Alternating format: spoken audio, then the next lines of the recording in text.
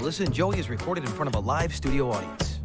Wow, Jackie, this might be the hardest shopping decision you'll ever have to make. Yeah, no return policy on this. Ooh, what are you guys buying? Boots, purses? Sperm for Jackie's baby. No, that is not a purse. You know, this isn't exactly how I pictured myself doing this when I was younger. I think it's great. Yeah, I think it's about time women your age stopped waiting and hoping and praying for the right man. Exactly how old do you think we are? All right, I got it narrowed down to two, V117 and L245. Can we give them names, please? Calling them by number sounds like you're ordering from a Chinese restaurant. Hey, no need to order Chinese when you got, Italian. Hello, Jackie. You stick around. I'm gonna pop a little something in the oven. So are you. Okay, all right. L245 is blonde hair, Nordic heritage, English teacher, plays lead guitar in local band. Lars Van Halen. What? I'm just giving him a name. All right. In his personal statement, Lars says, "Life is a blank page. I write a poem on it every day." You don't find DNA like that sitting on a bar stool. Okay, and bachelor number 2, early 30s, Italian-American. Vincenzo Boiardi. I'm great at this. I should have my own sperm naming business. Go on. Ivy League financial executive, speaks Japanese. Oh, extremely fit, great dancer. Geez, Vincenzo could pass for Joe. Oh, sensitive, good listener. Nope, definitely not Joe. Well, Vincenzo's practically a chef. I mean, apparently his spicy Parmesan Diavolo will blow you away. Wow, all this man shopping's making me really hungry. Hey, Longo, what's on the menu? A little something I like to call spicy Parmesan Diavolo. Tell me that's a popular Italian dish. Nope, it's all mine. And it will blow you away.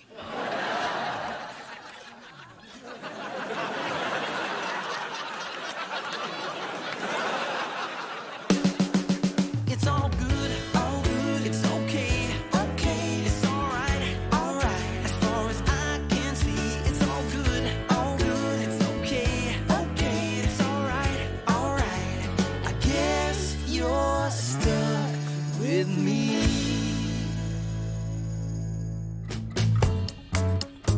Thank you for helping me with this, Mel. I'll let you know which one of my little swimmers gets the gold medal. Bye. So, that, dinner sure smells good. Wow, you really enjoy cooking, don't you? Almost as much as you enjoy staying fit, speaking Japanese, being Italian.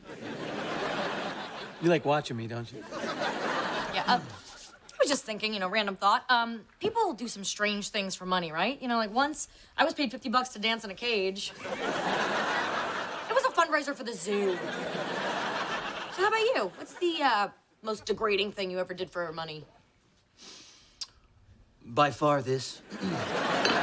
No, seriously, what's the wackiest thing you ever did for cash? Like you ever sell anything from your body, blood, hair, male reproductive stuff? Burke, I'm trying to cook here, okay? Funny story, Jackie wants to have a baby and she's considering a donor who just happens to be Italian, Ivy League, extremely fit. That could be a lot of guys. And he makes a spicy Parmesan Diavolo that will blow you away.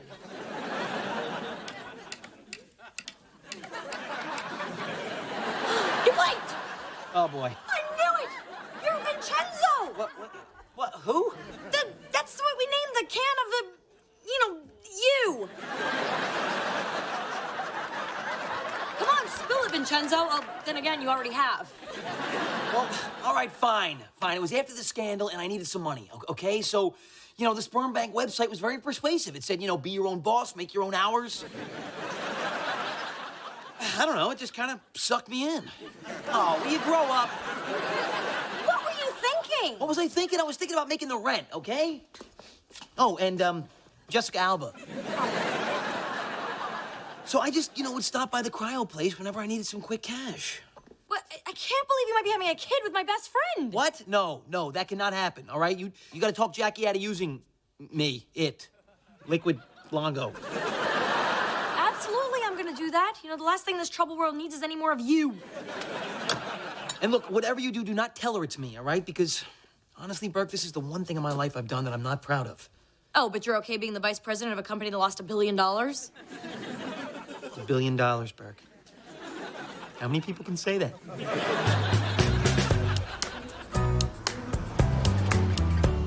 And the garage sale was a total washout until we found... The Lion, the Witch, and the Wardrobe by C.S. Lewis.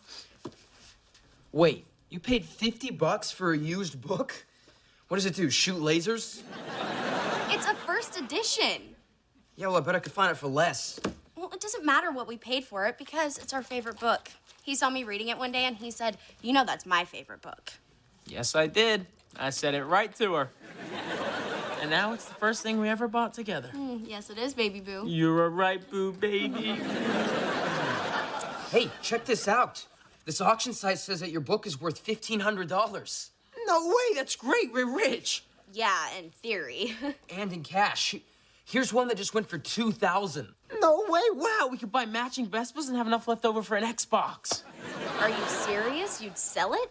Sure, yeah, that's a lot of money. What does that matter? This is C.S. Lewis. Lennox, come on. If C.S. Lewis were here right now, she'd say sell it. She?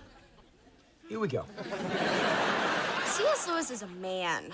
Did you even read the book? Sure, duh. Yeah, it's our favorite book. Oh, really? Okay. Well, then, tell me about Narnia. She's the little girl. The Cowardly Lion. Oh, my God. Simba's dad? Bad road, man. You lied to me. You never read it. I tried, but there were no guns, and I kept falling asleep. And then I rented the movie, but they put the wrong disc in, so I watched Anchorman. Now that is a great story. Just stop talking. You said you loved literature. Yeah, I was trying to share your interest. Look, how about we sell the book, split the money, and then go back to the way things were before? Things cannot go back to the way they were before because your hatred of books has changed things forever. Can't believe you're making such a big deal out of this. Calm down. You want me to calm down? Oh, I'll calm down. She's not gonna calm down.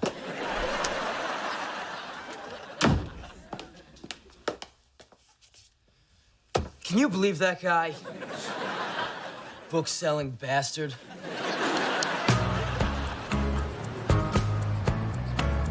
Okay, I want you to be the first to know it's Lars who gets discarded. What? Yep, Vincenzo gets the gold. Wait, no.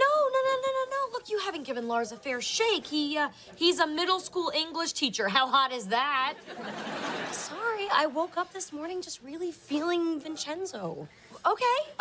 You want an Italian? You know, there's like 4 of them in here. Yeah, you could get them all. Make your own house blend. No, I'm a purist. I'm sticking with Vincenzo. I like the whole package. You know, I like who he is. No, you don't. You definitely don't. Because Vincenzo is Joe. Which Joe? My Joe, Nanny Joe. You know, not a good choice for a father, Joe. Joe. Wow. I know, right? Close call. You don't have to thank me. But you can. No, really, you can. Mel, the reason I was having a hard time picking one of these anonymous donors is because of all the unknowns. But now I know it's Joe. Oh, you put a face on that sperm. But it's Joe's face. Joe's smug little face. Yes. Thank you, Mel. You know, you have really eased my mind about this. Hey, Joe it is. Joy. My nanny is spawning.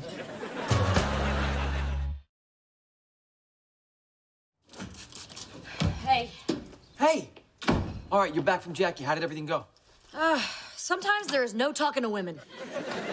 Burke, you were supposed to stop her. Yeah, I tried. But her uterus is like a freight train. Okay, that's it. We have to pull out all the stops here. You have my permission to go nuclear, all right? You tell Jackie that I am Vincenzo. I did, but that doomsday device didn't detonate. Jackie is determined to have a baby you in a skin-tight onesie bench pressing his rattle. I don't want to have a baby with Jackie, all right? Look, if I'm going to have a baby, I don't want to know who the mother is. Oh, and they say romance is dead. You know what I mean. You know what I mean, all right? Because if Jackie has my baby, then, you know, it's bound to happen. She's going to bring the baby over here, and of course it's going to be just so friggin' adorable. Okay, new plan. You go down to the cryo bank and buy back all your cryo. Buy back my own stuff? How's that going to look, huh? Well, tell them it's a recall. You just discovered you have a genetic defect, you know? You were born with your head up your ass. Did you know men are horrible? I invented men are horrible. What clued you in? Haskell pretended to like something just because I like it. Oh, honey, that's great. That's the goal. You know, only someone who really liked you would go through the trouble of faking that. You don't understand. He wants to sell our book because money means more to him than I do. I'm sure that's not true. You just gotta give him a chance to prove it. But wouldn't that be manipulative in an evil girl sort of way? Oh, well, I would never suggest you do that. That would be wrong. Very wrong. Oh, a tweet from Jackie.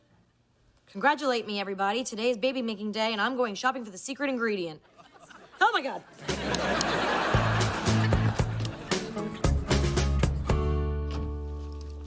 Jackie, stop. Am I too late? Did you already buy the stuff? Oh, look at the baby pictures. You're so... Oh, sorry. Big blast of hormones. Okay, focused. Mel, my mind's made up. I know you think that, but... oh, there's twins! Oh, aren't you the cutest little thing? I'm good. We're talking about Joe. Joe! You know, your baby's first words will be... You know what this breast milk needs? A little basil. I've already put in my order. Jacqueline Miller? Yes, I am Jacqueline Miller, and I've changed my mind. No genetic material for me today. Everyone else can fill her up. Mel, I'm Jacqueline Miller. I'm sorry, but the donor you're interested in is no longer available. Really? I mean, really? But I wanted him. So does a couple that wants a large family. They bought out our entire supply last week. Would you like to choose another donor? No. No, I've had my heart set on Vincenzo. Oh, honey, it's okay. Someday your prince will come. Along.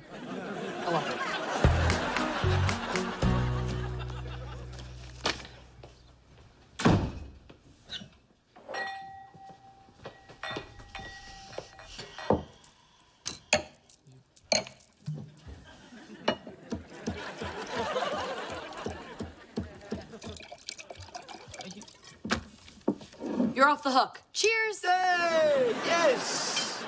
Thank you, Burke. I owe you. Wasn't just me. Some other couple beat Jackie to your entire stock. So, I was, sold out? Yes, you were on back order. It's kind of cool. Cool? Yeah, I mean, I may never meet the right woman, so this, may be the only way for me to pass on to mankind, the gift of me. Mankind might prefer to exchange you for a nice sweater. Yeah, well, that couple knew a good father when they saw one. You're not a father. You're genetic material. I don't see a big run onto the banks to get your eggs. That's because I keep my reproductive stuff right here where nobody can get at it. Some of us have respect for our bodies. Oh, my God. That is love in a can. So what's Jackie gonna do now? She'll move on. She'll regroup. She's very resourceful. Hey, let's play charades. Who am I?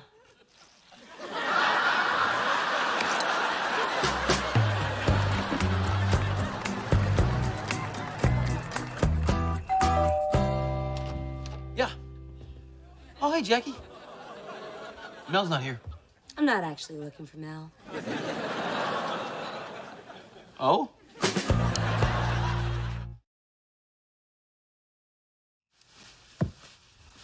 Aren't you gonna ask me in?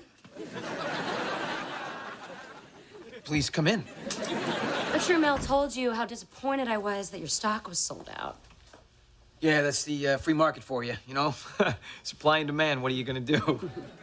Demand more supply. Maybe see when the next shipment is expected? Yeah, I don't think I'm gonna be going down to the, cryo bank anytime soon. Well, what do you say we just cut out the middleman and go direct to the manufacturer? Hello, manufacturer.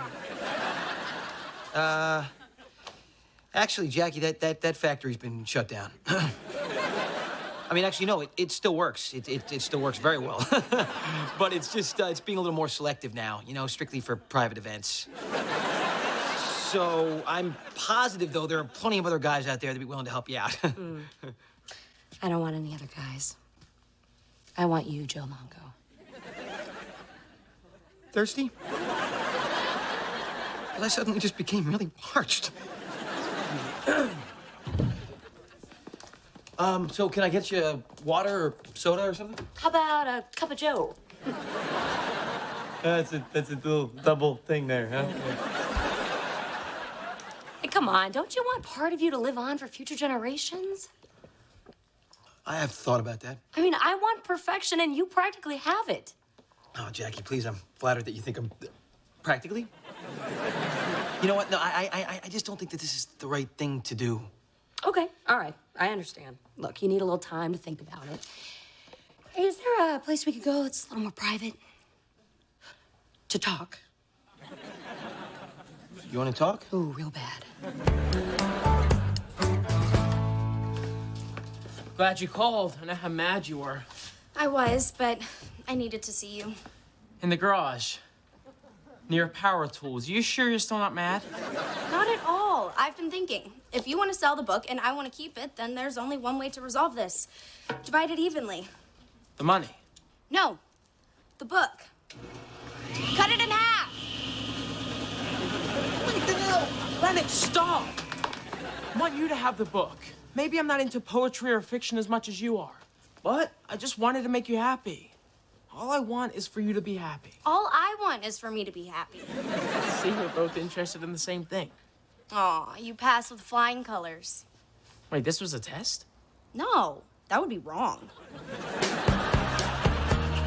But luckily, Haskell passed the test. Not that it was a test, but it was a test, a big test. A pretty big gamble. If you hadn't stopped, you'd have destroyed your precious book. Yeah, I came very close to destroying this copy of The Sisterhood of the Traveling Pants. In Espanol. Wow. You're diabolical. Sí, muy diabólica. Look what someone bought me.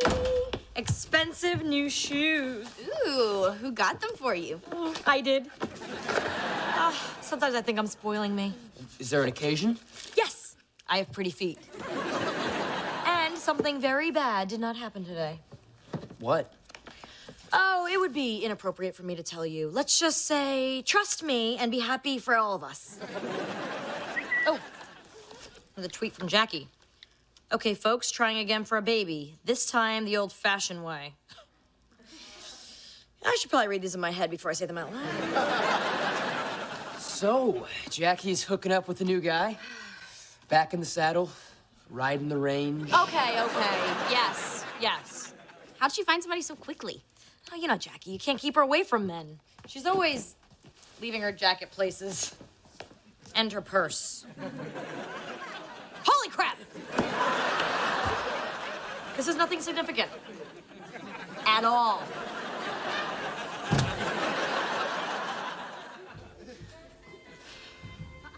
Tell me what you looked like as a baby. Jackie, I can't lie. I was adorable. So was I. Oh, this kid would have like 100% chance of being the most gorgeous baby ever conceived. Yeah, I guess it's really just math. Yeah, you can't deny the world that. I mean, Joe, this is not about the pure sensual pleasure between two people. Although there is that. But this is about doing what's best for mankind. Yeah, mankind. I mean, I love mankind. Mankind rocks. Jackie, what are you doing? Ovulating, get out! I need to talk to Joe, okay? So put your eggs back in your pants. Don't you see what's happening? Yeah, we were just talking about it. It's very simple, Burke. It just boils down to future generations, math, and possibly the world's hottest baby. This is not the way you do this. You know, I was thinking about that, and if I'm gonna have a baby, this may be the best way for me to do it. Okay, becoming a parent is not something you do on impulse, like buying Hubba Bubba at the checkout counter. Joe has already made up his mind. Now, Jackie, I'll handle this, all right? Look, if I'm gonna have a baby, it's gonna be my choice and nobody else's. Except, you know, maybe the other person. And that other person is standing right here. Jackie, if this is meant to happen, it can happen tomorrow. No, My fertility app says tonight is the night. Come on, Joe, you're really gonna keep all this perfection to yourself? She's really making a lot of sense here, Burke. She's just using you. Mel, this is between Joe and me. Okay, well, the real reason you guys can't do this is because I want to have Joe's baby. What? I got this. What? Joe, I want what you've got. I've always wanted to have your perfect baby. Mel, I had no idea. Neither did I. Though I get it. Jackie, I'm sorry. You're my best friend. I should have told you. No, I'm sorry. I mean, if I had known, I would have never gone after Joe. I mean, you knew him first, so, he's yours. Well, if you hurry, I think you can still get some Lars before the bank closes. Yeah, I guess I should move on. I mean, I got a few more good hours and a few more good eggs left. Hey, you know what? No time to waste. Thanks, Mel. Oh, Joe. Good times. Bert? What you were just saying... Wow, Jackie is so gullible. Me wanting you? Yeah. I should have, I don't even know how I kept a straight face there, but I knew what you were doing. I was following right along with you. Oh, like I'd ever want to have your baby. Like I'd ever let you have my baby.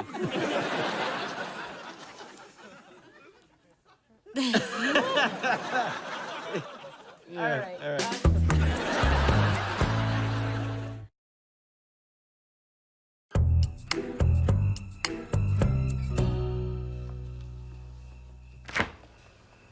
Hey, guys. Everybody comfy? Rest up for the big race.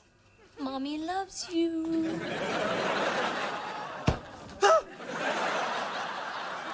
Okay, I'm gonna officially call that a nightmare.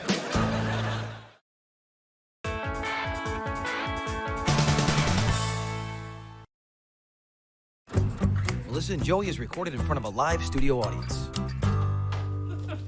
Come on, Travis, it's a silent auction.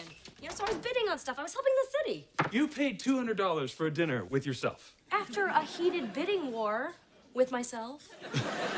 I didn't want to be one of those, leftover auction items that's pathetic at the end of the night. It's just been me and the ride-along with the sanitation department. Wouldn't call that pathetic. You bought that? They let you push the button that smashes everything. Yeah, money well spent. Well, now that I've got you back here at my bachelorette lair, let's get down to it.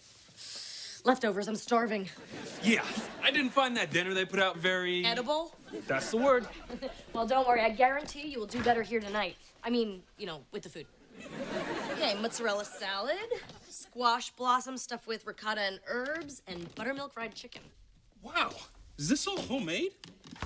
Yep, made right here in my home. What is in this batter? You have to tell me. I can't, because it's, secret batter stuff. Still not gonna say. Might say you should keep trying. Tastes like chicken.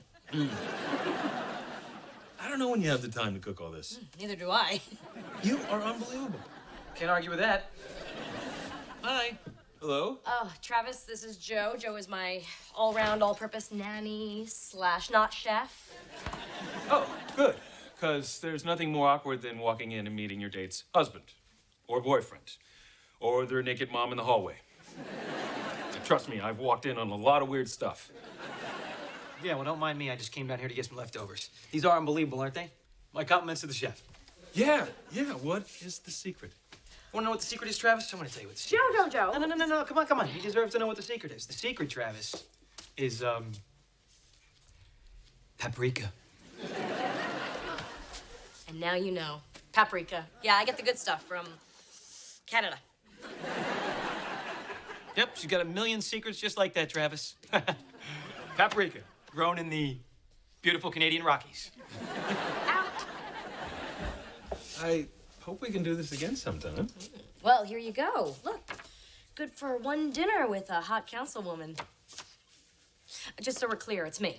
I guess you're stuck with me.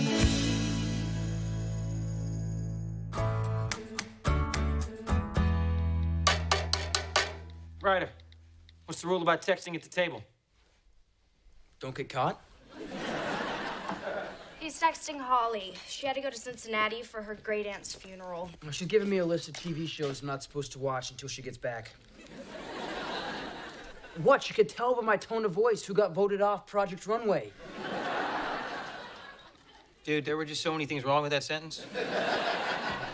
Hey, she knows what she likes, okay? And she likes me. She said I'm totally fixable.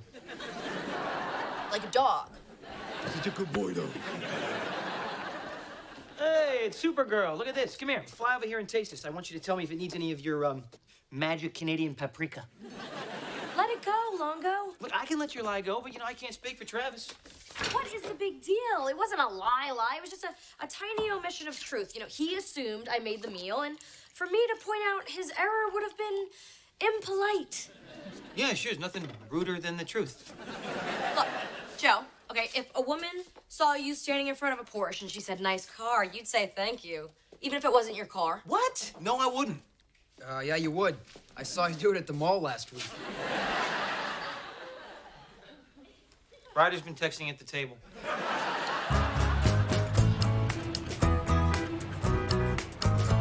Hey, Mel. Travis, what are you doing here? I couldn't stop thinking about last night. Those squash blossoms were so good, I wanted to grow another ton. Ooh, that's a very intriguing idea.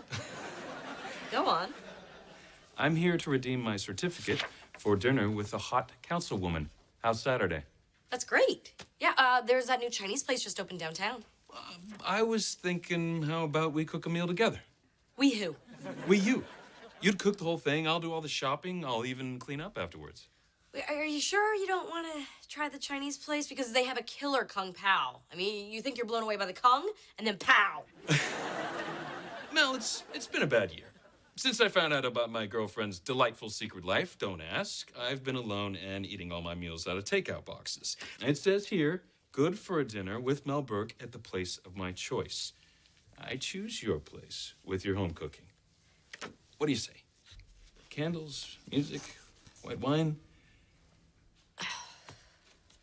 Look, Travis, I have to be completely honest with you. I don't like white wine.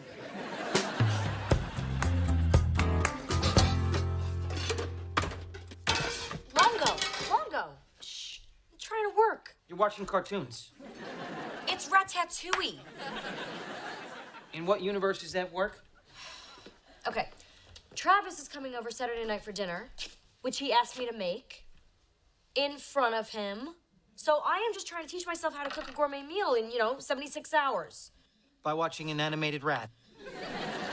It's like learning how to swim by watching SpongeBob. Please, Joe, just let me get back to my research. Just go cook dinner with your masterful culinary skills. Ooh, you like this guy, don't you? I do. I really do. And you're screwed. Please, Joe, please. Would you teach me how to make an amazing meal? Would I teach you how to make an amazing meal? What? Would you teach me how to make an amazing meal? Oh, Lord of the Pans. I like that.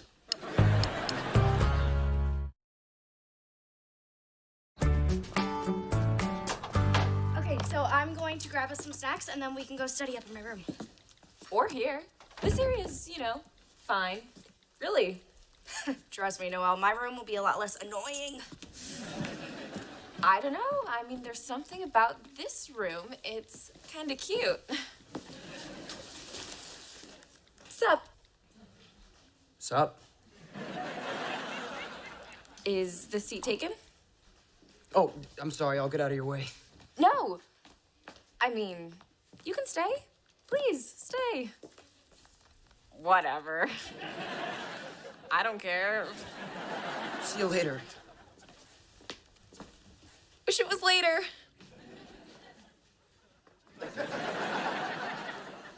Really? My little brother? He still has a Yoda pillowcase. Freaking Yoda! All right, here we go. Now we're gonna get started. All right, so reach your hand inside the bird and pull out the giblets. I hardly know this chicken. You really want me to go to third base with him? Get in there and get the giblets. And what exactly are giblets? Are you kidding me? It's the heart, the neck, the liver, the gizzards. What gizzards? Okay, now you're just making this crap up. Quit whining and get in there and pull out the giblets. Let's go. Come on. How will I know when I found? Oh, okay, I found them. Oh, it's a boy. All right. Put your hand inside the cavity. Put it in there. Put a little pressure on it, and then start massaging the breast, okay? Here we go. All right. Put a little this. What are you doing?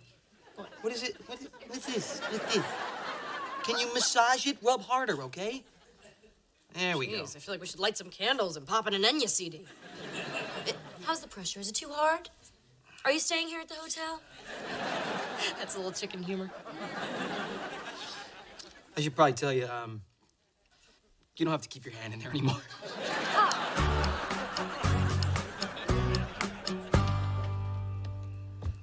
We can study at your house tomorrow if you want. You know, just for a change. No, there are things here you won't find at my house. No. See, okay, let me explain this to you in a calm, unemotional way. He is my little nose-picking brother. If people see you guys together at school, they'll mock me. You, I'm only thinking of you. I'm thinking of me too. So, what you doing? I don't know. Sitting? You are so funny. So, who are you always texting? Is it your girlfriend? Yes, he has a girlfriend. A mean little girlfriend. Yeah, normally at this time of the day, she and I sit on the swing together. Even though she's out of town, she still wants me to stick to the schedule. Oh, well, if your schedule opens up, here's my number. And don't wash your arm until you call me. Ugh. Wait, Lennox. Wait, what was that about? Last time someone wrote on me was at camp. I woke up with boobs drawn on my forehead. This isn't a prank. Noelle is seriously crushing on you. Wait, what? Why? She's cute and popular, and I'm the kind of guy who, you know... Walks around with boobs on his forehead for 3 days. It was permanent marker. I rubbed those boobs as hard as I could. They would not come off. Look, you cannot be dating one of my friends. It's in the Bible. Nerds and normals shall not hook up. Just stick with Holly. She's sweet and lovable. You call her a ball buster. Okay, I've called her worse than that. Move on. Look, you've got to tell Noelle it's not happening. Unless... Dinner, guys.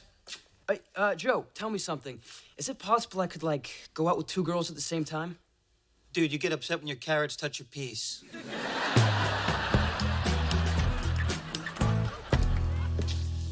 Dig in.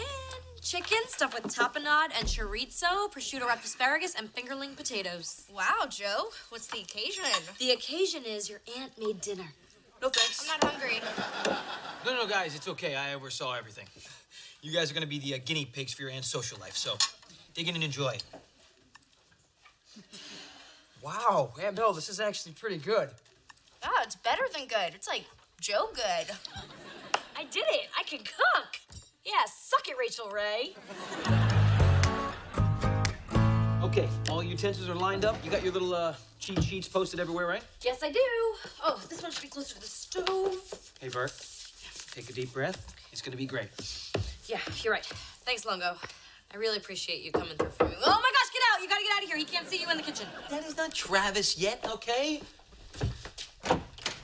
Hey there. Hey, Joe. How are you? I'm Candy. Ah, of course you are. Candy is studying to be a masseuse.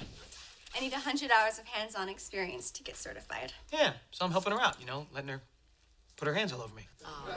Selfless to a fault. That's me. That's me. No, I just feel that, you know, a masseuse is a terrible thing to waste. Travis! Hey, your nephew let me in. Can't stop smiling about something.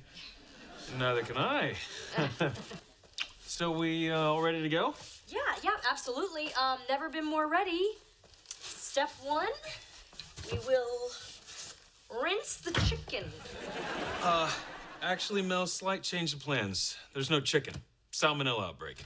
Salmonella? Wait, that only kills like 1 in 5 people. I mean, 1, 2, we're good. You're hilarious, Mel. No, look what I got instead. Fresh Maine lobster flown in today. But chicken. I ain't no chicken.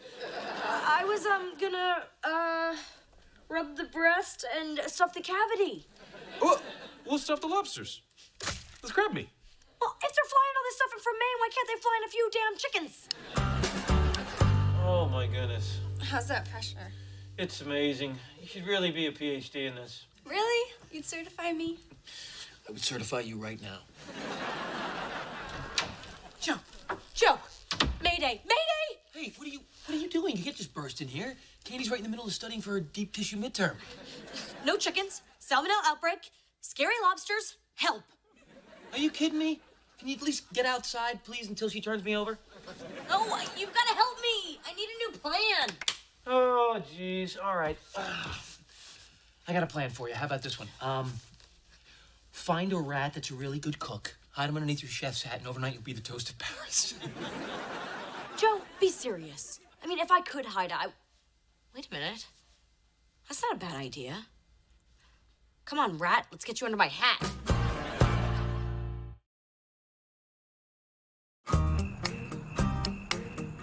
All right, can you see me?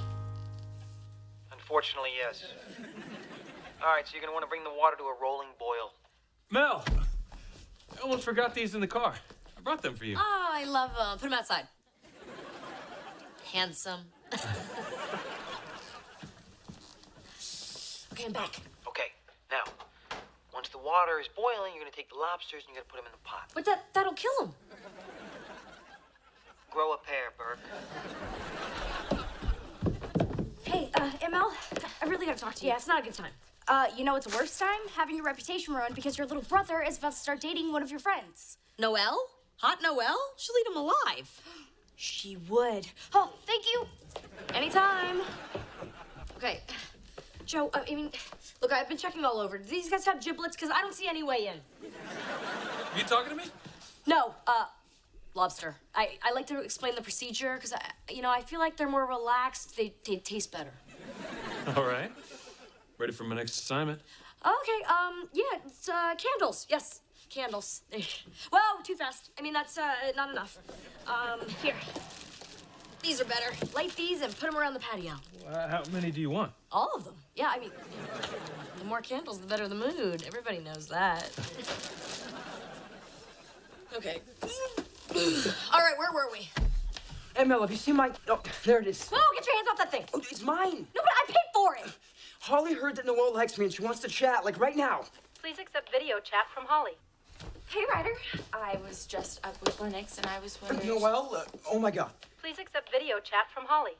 You were studying with Lennox. Can you just go back up there? I'd rather be with you.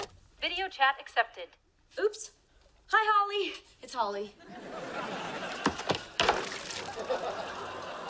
Well, that's gonna void the warranty. It's gonna void my life. All right, Ryder. What a terrible tragedy. Your girlfriend saw us.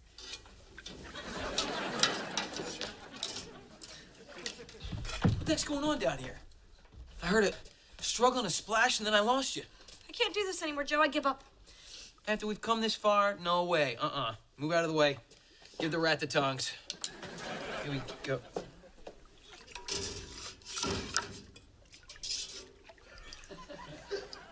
You really can't follow a recipe. That's it.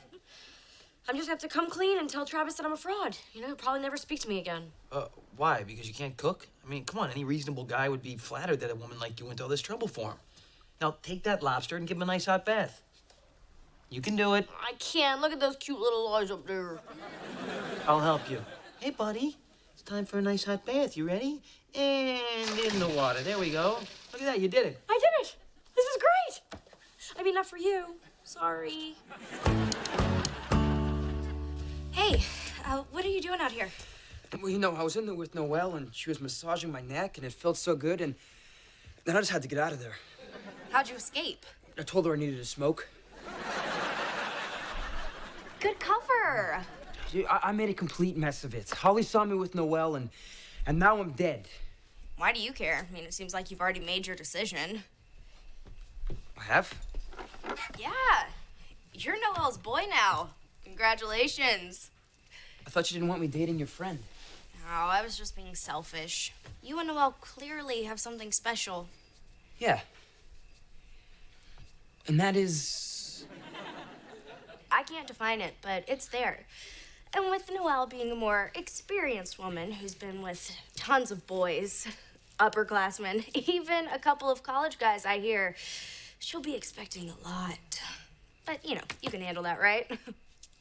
Mm-hmm. Yeah, the safe old days with Holly, over.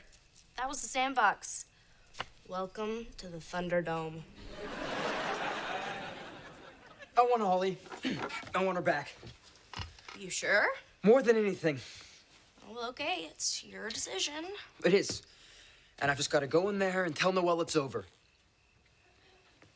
Would you do that for me? Yeah, I'll do that. Just go take a walk and finish your fake smoke. Thanks. You're a great sister. I should teach a class. All right, so put equal amount of stuffing on each plate, add the sides. You are good to go, okay? Thanks, Longo. Hey, we really did it, didn't we? Yeah, I guess we did. We make a pretty good team. Yeah, Burke and Longo, one hell of a team. Now get upstairs before Travis finds out about us. Too late? I can't believe I keep walking in on stuff like this. Well, at least you two have your clothes on. Well, of course we have clothes on. We were cooking. I mean, I was cooking. Look, okay, Joe was cooking. Look, everything you ate the other night was stuff that Joe made. It's true. Yeah, I mean, she can't cook. She's an awful cook. But she's got a lot of other great qualities. None of which are coming to my mind right now, but I know they're in there somewhere. Oh, come on, you guys have a thing. Nothing. Why do people think that? We are a man and a woman who live together and we're raising a couple of kids. How is that a relationship? I mean, he doesn't even really live in the house. He lives way, way, way out there over the garage, you know? In fact, he has another woman in his room right now. I do. I always do. I'm not getting into the middle of this. It's not going to happen to me again. One of these days, I'm gonna walk in on something normal. Wow, that guy has some issues. Yep. I mean, we're just two friends doing what friends do. Exactly, friends. I mean, being there for each other no matter what. Joe, are you coming back? See ya.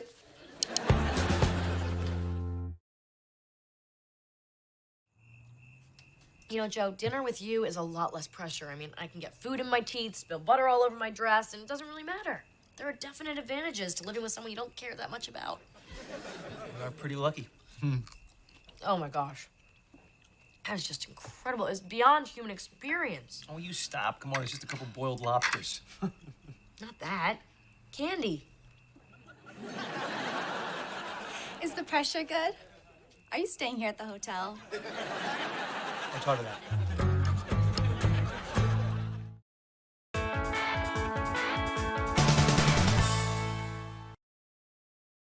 Melissa and Joey is recorded in front of a live studio audience. It's my money, and I'm gonna use it how I want. Look, man, I'm not judging. I'm just saying that what you want to do with it is incredibly stupid. Which is your opinion? As a businessman. Who makes my lunch? Don't you go there, boy. You really want to mess with the guy who decides what goes in your sandwich? All right, you two, what's going on here? There is no arguing in this house. But Joe... All right, shut it. Come on, seriously. Joe doesn't approve of the way I'm investing my $1,000 that I inherited from Great Aunt Florence. No, that's not what I said. Okay, what I said was it would simply save time to soak the check in gasoline and then set it on fire. I found this amazing new company, and their stock goes on sale tomorrow. Initial public offerings are always risky, dude. It's my $1,000. Yep, not for long. So what's the company? Jump Tech. They invented these sneakers that make you jump higher. Magic flying shoes. Quick, Mel, mortgage the house so we can get in on this surefire thing. It's not magic. Check this out. See? Fat guys and short kids wearing the shoes, and they're jumping over fences and slam dunking. Wow. Finally, science has given us something we can use. Well, you know, it does use patented hypercoil technology, which is either really good or totally made up. It's my money, and I'm not gonna miss out on this. I just have to figure out a way to open up a brokerage account by tomorrow. Fine. I will help you lose your money, all right? I'll buy the stock through my account. Yes, I still have an account, all right? Currently, it's more of a pity account, but I still have one.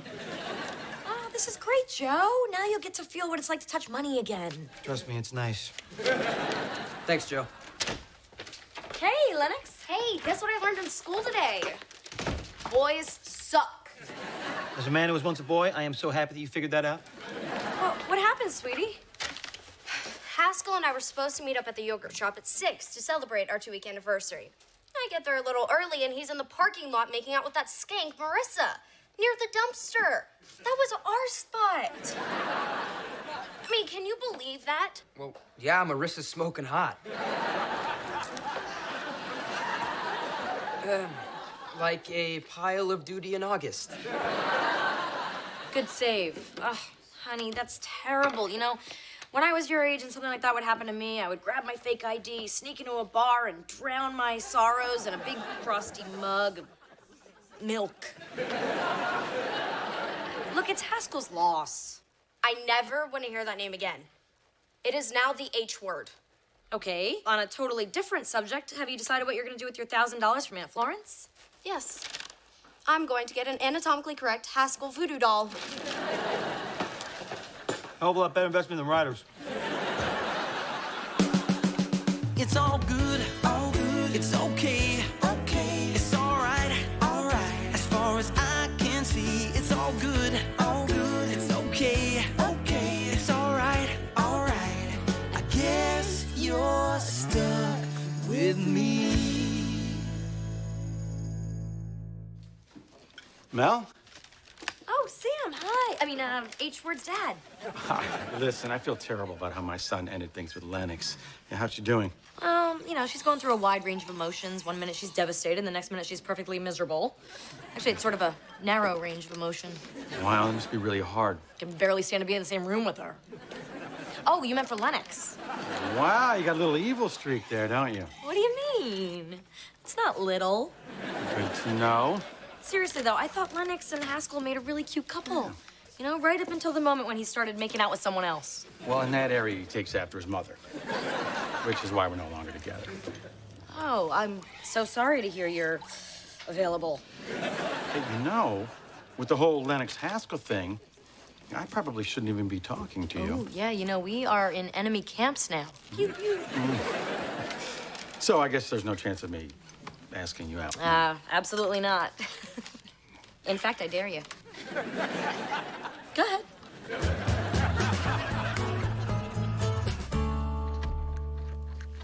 Hey, Joe, you notice anything weird about this glass? Yeah, you're holding it, and, doesn't smell like gin. All the glasses coming out of the dishwasher lately have been cloudy. You walked all the way in here to tell me about a cloudy glass? All the glasses, they all have spots in them. What are you gonna do about this? Hide when I hear your footsteps? Oh, I'm sorry. Do you want me to pretend like that's a serious problem? Mel, I'm gonna get right on this. Joe, you were right about jump tech. It didn't double its first day.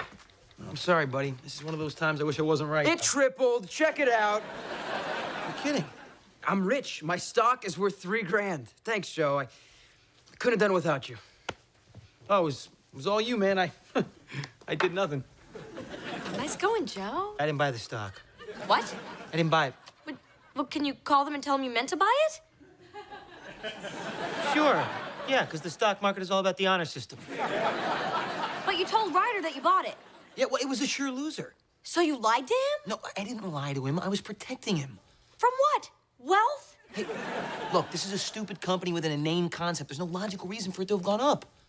Wow, I feel really terrible for Ryder, but So glad I'm not you. Go ahead, laugh all you want, all right? When sanity returns to the earth tomorrow and the stock crashes, he's gonna thank me for saving his $1,000. Hey, Lennox. Funniest thing happened today. I ran into Haskell's dad getting coffee. Oh, that's nice. Did you tell him I hope his son falls lips first into a wood chipper? Well, not in those exact words. Yeah, there was something else I wanted to mention. Well, Haskell's dad and I were thinking about, just want to throw this out there, you know, going to get a meal sometime, like dinner time. Dinner? That's a date. You can't do that. Well, if you want to think about it, let me know how you feel.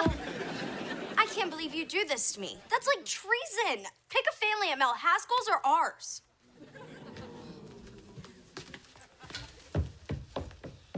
Wow, I really feel terrible for Lennox. So glad I'm not you. Wait, talk about an overreaction. She's absolutely right. What you did was total and utter betrayal. I mean, it's not like I'm dating a friend's ex, which I would never do. Again. I was in high school. College. Oh, drop it. It's not like Haskell is a serious boyfriend like Aiden was, you know? Haskell's just a 2-week rebound guy. Well, they're teenagers, all right? 2 weeks in their world is like 20,000, text messages. But this is Haskell's dad, and the sins of the son shall not be visited upon the fathers. You know, especially the super cute ones.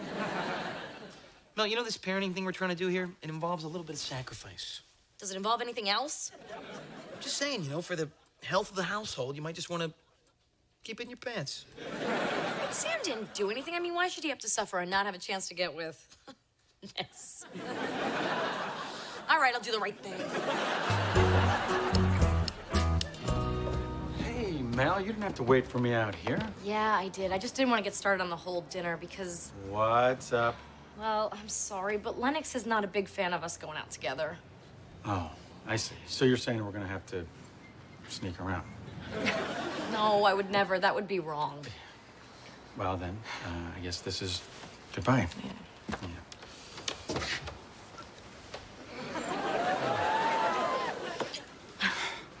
Okay, we can sneak around.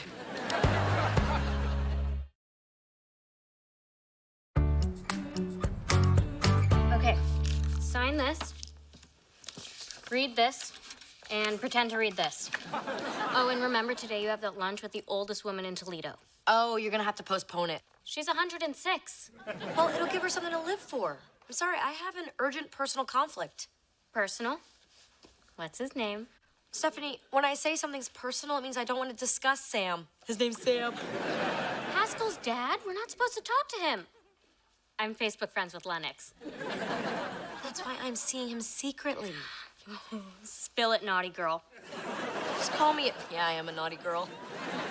Okay, so last night we went to this skeevy dive bar. You know, the kind of place I would never go to that much anymore. It was so exciting, it was like I was 18 again and dating my dad's tennis pro. Don't worry, I'll cancel your lunch. I'll clear your whole afternoon. Exactly how much time do you need? Just lunch. Yeah, I can get a lot done in an hour. Hey, Ryder, how's your investment doing today? Bad day. It only doubled. I am so rich. Funny thing is no matter how rich you get, you're still a geek. Oh, the ladies loves the rich geeks. Hey, maybe you can use some of that money and buy yourself a clue. Ryder, you know what this means, right? I mean, you're only rich on paper. This stock could still drop like a stone. I never thought of that. Yeah. We gotta cash in. Call your guy and tell him to sell now. Yeah, Joe, why don't you do that? What? No. What? No. We can't pull out all of a sudden. Why not? Why? Dude, because we need to think about this, man. But you hate this stuff. Yes, I do, buddy, with all my soul. But, emotions never factor into a financial decision. No, what we need to do is stay the course and, just play this whole thing out. You're right. I mean, it could double again tomorrow. Wouldn't that be great? I am so glad I'm in business with you, Joe. Yeah, well, yeah. Thank you for not ratting me out. Well, nobody's perfect. I don't judge anyone. Yeah, you do. Yeah, it's pretty much all you do. Hey, Mel, it's the middle of the day. What are you doing home? What are you doing home? Every Thursday you jog the towpath trail at exactly this time. Okay. Number one, I don't jog, I run, okay? And number two... Okay, I don't want to hear about your number twos. The kids are in school. Why don't you just take the day off? Here's $10. What are you talking about? I'm fixing the dishwasher, remember? Cloudy glasses, end of the world. A few spots isn't gonna kill anybody. Just go for your run. Here's another 10. You're acting all weird. What are you doing? I'm not going anywhere until you tell me what's going on here. Okay, Sam Davis is coming over. Here? Why? No. Oh, grow up. Wait a minute. You promised Lennox you would not get involved with... I tried, but then he kissed me. Now I have no choice but to have sneaky secret sex with him. And today we're doing it here. We're gonna pretend my room is my parents' room. Oh, my God. You are such a hypocrite. I am not. Yes, you are. You told Lennox you wouldn't get involved with Haskell's dad. You lied to her. Don't act all high and mighty. You lied to Ryder. Hey, I lied to Ryder to protect him, all right? You lied to Lennox to cover your own butt. Oh, bravo! You're a much more ethical liar than I am. I'm sure when we meet in hell, my flames will be on high and yours will only be on simmer. Can you just skedaddle so I can get some in the privacy of my own home? Fine. You know what? I'm going, but I'm not lying for you. Oh, hey, Joe. Yeah, I'm not seeing anything. Come on, he was just leaving. Give me a 5-minute head start before you guys do anything. Hey, Joe. Hey, Lennox. Lennox, hey, what the heck are you doing here? Why aren't you at school? I left my history paper in the printer and it's due 5th period. Wait. Where are you going to be going? To get my paper. No. No, you can't go upstairs right now. I'm cleaning up there. Trust me. There's a lot of stuff probably hanging out. You don't want to see what's going on up there. I'll avert my eyes. Well, wait a minute, Lennox, please, I wouldn't go up the back stairs to the 2nd floor, Lennox, where you're probably more than halfway by now. You guys owe me big time. For what? We didn't even get to the good stuff. It's nice to see you again. Get out of here, will you? Jeez, what was that? Oh, that was just the door. I'm just going around the house, checking all these doors, making sure they're not squeaking. This one's good. Where are you going? Back to school? Yeah, but you came in the back door. And I want to go out the front door. Nope, you cannot do that. Nope, it's bad luck. It's bad luck. You have to go out the same door you came in, okay? That's just common freaking sense, Lennox. Okay, I'm going. All right. In a crisis, you want Longo.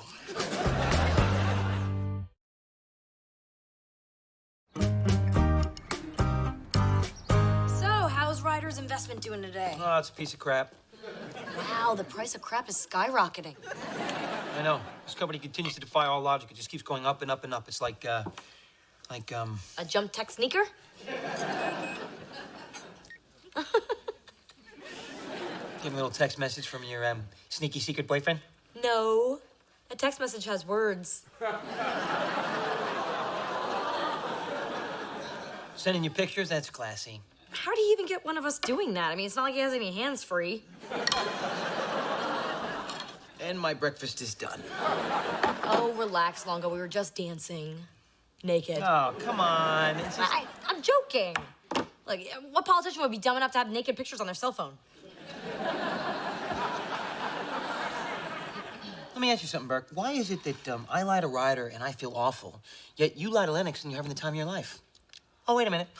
I forgot it's because I have a conscience. I don't feel bad because what Lennox doesn't know doesn't hurt her. You made Ryder believe he was rich. You know what? You're right. But I can fix that because I still have his original $1,000. Well, you're not gonna buy that ridiculous stock, are you? You crazy? No, I would never do anything that risky. I'm gonna invest it in a high-stakes poker game. Hey, Aunt Mel, is there anything you need to tell me? Stay in school. Don't drink and drive. And always put the toilet seat down. Oh, wait, that's for Ryder. That's funny, because I just heard today that Haskell's father was sneaking around with, who was that again? Oh, that's right, you. That is a vicious rumor. Is it true? Well, I don't see why that's important. I was having lunch with Haskell today, and he said he just found out. Aunt Mel, how could you? Lennox, I'm so sorry. I didn't... Wait. You're speaking to Haskell again? Yeah, we sorted stuff out a couple days ago. Turns out he doesn't like Marissa. She just jumped up in the parking lot. And I mean, what was he supposed to do? Wait a minute. Don't change the subject. You lied to me. No. I think I'm in the clear here. What? Yeah, my lie was only a lie because you weren't speaking to Haskell. Now that you're speaking to him again, you've removed my lie. See, my lie is now the truth. Are you even listening to yourself? Yes, I am, and I like what I hear. A lie is a lie. A lie is based on its context. Oh, clearly you're the expert on lying. Okay, maybe you weren't listening, but you've removed my lie. And I'm putting it back, liar. You can just smell the crazy in here. Good to see you're back in the game, Longo. Good to be back, Jackson. I raised 500. Call. Call. So where's your steak come from these days? I'm not gonna lie to you, man. From the kid that I babysit. Ooh, all right, gentlemen. Let's see who at this table has actually got a pair. I raise 1,000. I'm out. I think I can cover your 1,000. I'm all in. What's it gonna be, Joe? That's 6,000 calling your name? I'm thinking. So you going all in or what? Yeah. Yeah, I am definitely gonna go up. I'm sorry. Would you guys mind if I just take that for a minute? I'm sorry. Hello? Joe, we're ruined. You know those jump tech videos of those kids slam dunking? They are all fakes. Wait a minute. Calm down. Who said that they were faked? The president of the company, as the FBI held them away in handcuffs. I'm out, guys. This game's too hot for me. Well, look at us. Right out here in the open, right? Where everyone can see us. Yeah. You know, I even told Lennox where I was going. Don't have to hide behind anyone's back anymore. Yeah, that's right. I mean, now we can spend our energy getting to know each other. Really talking, you know, instead of just plotting out where our next sexy hookup might be. Yeah, that was getting old. Uh-huh. Uh-huh. Yep. Yep. Yep. Conversation. You know, we can talk about anything. Anything in the world. Yeah. So where'd you park? You know, I got a meter that already had 15 minutes on it. Nice. Yeah. This is great.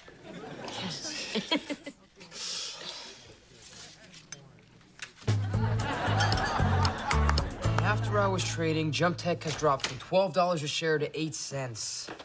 It's all gone, Joe. My money is all gone. What I did was dumb. It was like gambling, and gambling's stupid, right, Joe? Yes, definitely. Unless you have a system for it. Ryder, I heard about your stock on the way home. I was rich and then lost everything. Hey, well, you know, you can take a lesson from Joe. I mean, he bounced back, partly. I mean, he's still bouncing. And you know what, buddy? It actually turns out there's this highly arcane SEC rule that can actually unwind a trade and return all the funds to the investor if it can be proven that the investor was a nice young man who was making his first investment. Really? Yeah. Is that true? Is it true? Would Joe lie to you? Would I lie to you, dude? Come on. Yeah, all we have to do now is, just fill out all the paperwork and you'll have your $1,000 back in about a week. From now on, I'm always doing what you say. Thank you. You cleaned all the rain gutters this weekend. Damn, they went bad fast.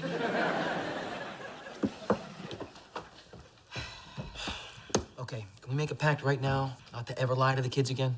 Okay. But technically, mine wasn't a lie. Oh, my God. You never stop. Why do you say that like it's news? What are you doing here anyway? Didn't you have a big date tonight? Yeah, it's funny, you know. Once we compared parking spaces, the night kind of peaked. I don't know, without sneaking around behind people's back, the thing with Sam kind of lost its thrill. Pretty messed up, huh? You say that like it's news. What is it about people always wanting to do things they're not supposed to do? You know, Mel, it's human nature. I mean, people can't help themselves, you know? I mean, you start feeling something that, you think maybe you shouldn't, and then pull is too strong. Well, maybe the pull is too strong because it's against the rules. Well, I'll tell you one thing. If the only thing that makes a relationship exciting is that it's forbidden, it's probably not worth it. No, it's probably totally hot. Congratulations on turning 106, Mrs. McKinnon. As your city councilwoman, I, Mel Burke, value contact with my constituents, especially someone with as much life experience as you have. Excuse me, do you have a cough drop or maybe a hard candy in your purse? Thanks for covering. And as your councilwoman, Mel Burke, I think there's so much you could teach us all about the real values in life, you know, like integrity and honesty. Thank you, dear. Thanks to both of you. What do you mean? Oh, drop it. I didn't get to be 106 without paying attention.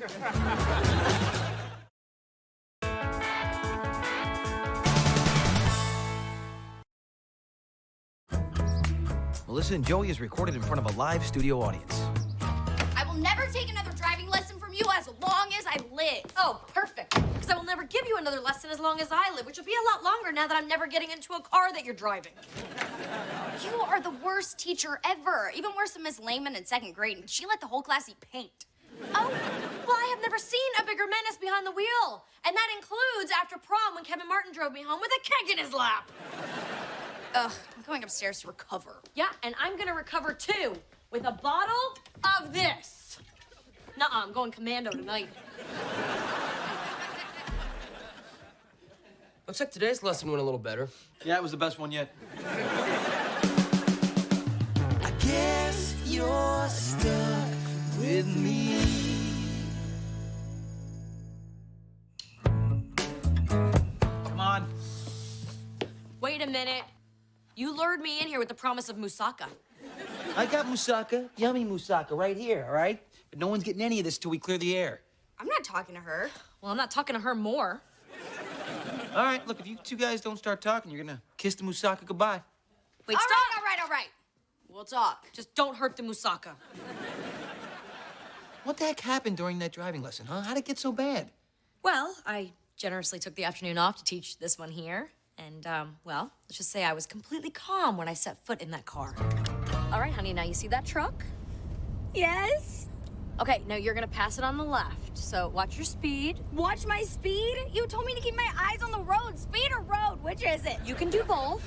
It's too much. You drive. Oh, okay. All right, you know what? It's gonna be all right. That is complete and utter fiction. She was impossible from the moment we stepped in the car. You're gonna kill us! No! There are no other cars around. I don't wanna die in this outfit! All right, I know what happened here. Two women got in a car. Look, you two just need to share in the responsibility, apologize to each other, and move on. I'm not apologizing. And I did nothing wrong, but to show that I'm the bigger person, how about this? I will take you for another lesson tomorrow, and I will fashion myself a dress made out of airbags. Wait a minute, I thought you said you would never, ever teach Lennox to drive again. Yeah, well, I also said I never drink during the daytime. Some things are said in anger. What do you say? I say no. I'll take the bus. Forever. She'll be back. Trust me. Lennox is not a bus girl. One slow, stinky ride past the fish market, she'll come around. Or maybe Lennox just needs a fresh start. You know, maybe she needs a new teacher. Somebody a little calmer. You know, somebody not, well, just not you.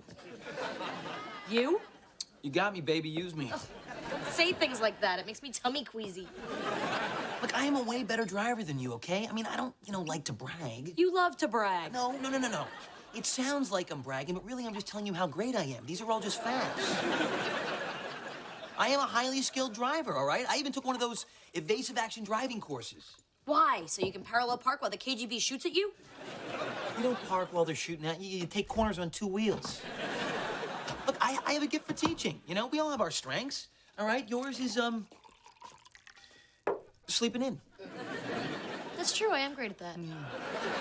But, this is not about who's the better teacher. That's all it's about. So let's quit the back and forth and just give me the car keys. No, this is my parenting moment. I want the joy of teaching Lennox to drive. Joy, you guys are both miserable. Sure, now, life's milestones are always misery to go through, but once you get past them, you remember them fondly. And for moments like that, you don't ask for help from the household staff. I'm sorry, staff? Did you just call me the S word? Yeah, I have a lot of S words for you. And anyway, trust me, I do not need your help teaching my niece how to drive. All right, fine, I'll stay out of it. What other S words do you have for me? How much time you got? Is one of them sexy? Yes, that is the one I use the most. That and stilluded. Hey, Mel. Wow, you're all dressed up. Where you headed? Stephanie's picking me up. We're going estate sale shopping. Yep, you gotta look broke when you're lowballing for Grandma's silver. Jeez, Burke, what's next? You gonna go graveside and yank out some gold teeth? Hey, will you move your car, by the way, because you're blocking me in? Oh, here, why don't you just take it? And while you're at it, fill her up. Right away, ma'am. Yes, after all, I am the staff. You like me British? I barely like you American.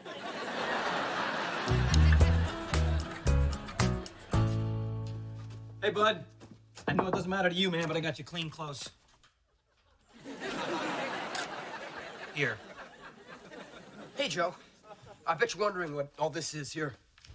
No, not at all. I didn't even notice all those pretty lady shoes that you're playing with. See, it's just kind of a project of mine. Yeah? Taking pictures of your aunt's shoes? Did she ask you to do that? Yeah. I mean, no, I volunteered. I'm just taking pictures and putting them on the outside of the boxes so she knows what she has. So you like playing with lady shoes?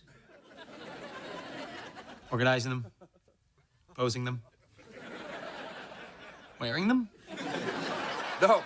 Now, they're much too small. I could never fit my size 11s into these delicate peep-toe pumps.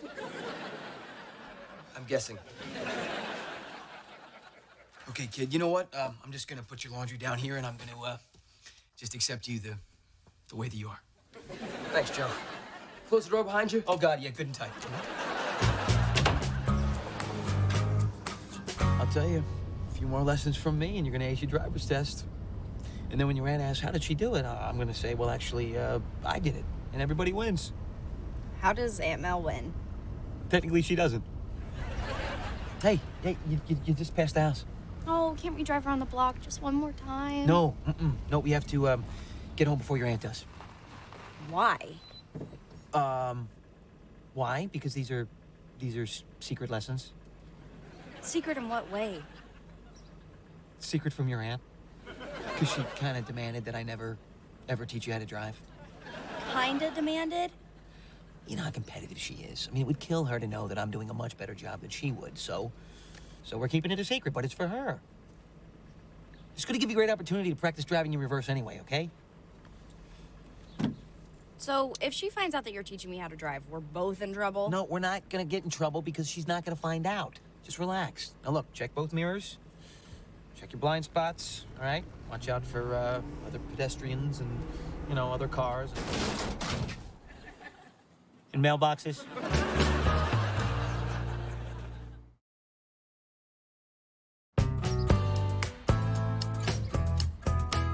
Oh, man, I can't believe I killed Mrs. Roser's mailbox. Aunt Mella's gonna have my head on a silver platter. Relax, all right? She doesn't even know where we keep the platters. What are we gonna tell her? What are we gonna tell her? We're gonna tell her the truth, all right? We're gonna tell her that, you know, I took the car out by myself and I wasn't looking where I was going and I ran over a mailbox. That's not the truth. In 100 years, will it really matter?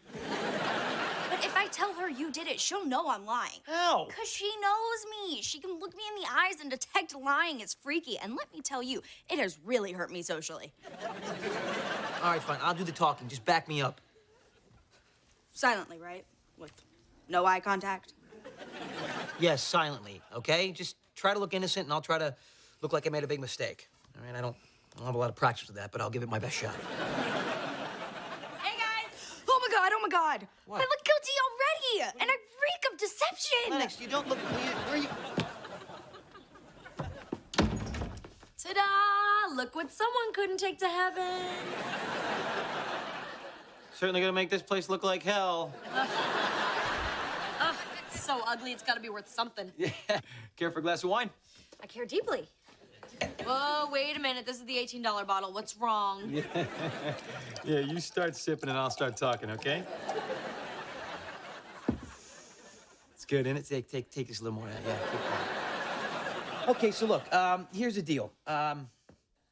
I took your car to the hardware store and had a little accident, and I ran over Mrs. Roser's mailbox. Oh my God, how's my car? I'm fine, thank you. Look, the car's fine. It's got a little dent in the rear fender, okay, that's hardly noticeable, and the car's completely drivable. So that evasive driving course you took didn't prepare you for the danger of a stationary mailbox? Yeah, I guess not. I'm gonna fix the dent, though, and buy a new mailbox, so we good? Not yet. I still need you to do one tiny thing to help me get over this. Name it. Say I'm a better driver than you. It was an accident. It could have happened to anybody. Yeah. But it didn't. It happened to you. Because... I wasn't paying attention. And that makes Mel... A better driver. Then... Joe. It doesn't really count unless you say it all together. Mel's a better driver than Joe. This Chardonnay pairs well with humiliation. Hey, slow down, sport. You're coming to a door.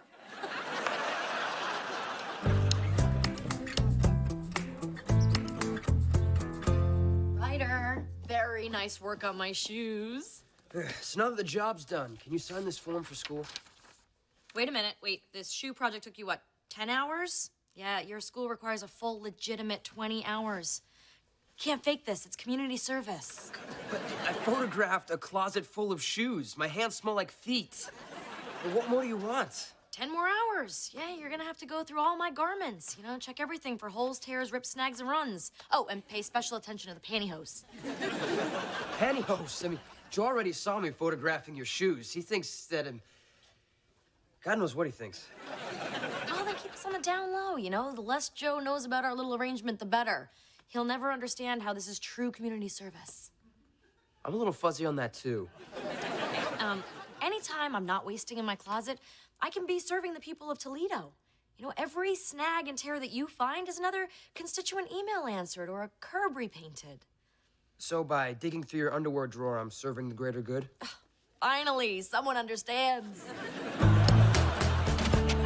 Lennox, it's fine. Oh, that's it, Joe. No more secret driving lessons. It's too risky. You did great, though. You were like a pro out there. I mean, you didn't hit a single thing. Yeah, but Aunt Mel saw us. No, she didn't. Yes, she did. I swear that was her car that we passed. That was not her car. There are thousands of cars out there that look just like that are being poorly driven by blonde-haired women. I can't do this anymore. How you gonna learn how to drive, huh? Maybe I won't. I just know she's gonna find out. She is not gonna find out. You're giving your aunt way too much credit, all right? If she knew half the stuff that I got away with. I mean, yeah, Mel. Caught that rat up in the attic, and I let it go free in the wild. And I know tonight it's at home having a nice dinner with his wife and kids. Relax, all right? In a couple weeks, it's all gonna be over, and you're gonna pass that test. Oh, what test? The math test. She's got a math test with numbers and shapes and whatnot. Oh, I didn't know you had a test coming up. I do. I swear I do. Yep. Don't look at me. I have to go study. Stop asking me questions about math. She's 16 years old. Will you just let her have her own math life, please? I think this is about something else entirely. What? No. I bet she's still upset about that debacle of a driving lesson we had. You're right. You know what? You are absolutely right. That's what it's about. 100%. You. Cannot get anything by Mel Burke.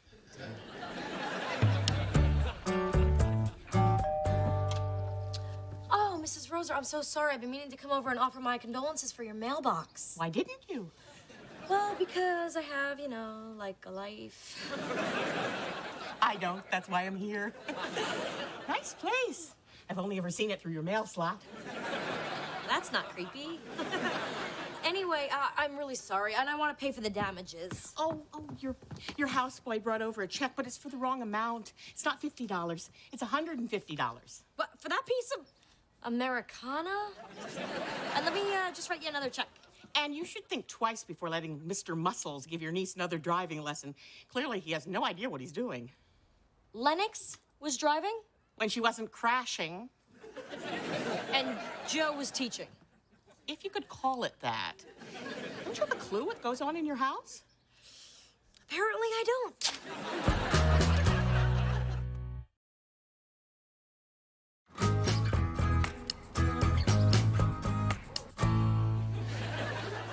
Ryder, look at what your aunt got you, buddy. It's not what it looks like, really. You know what, dude? You really gotta start locking this door.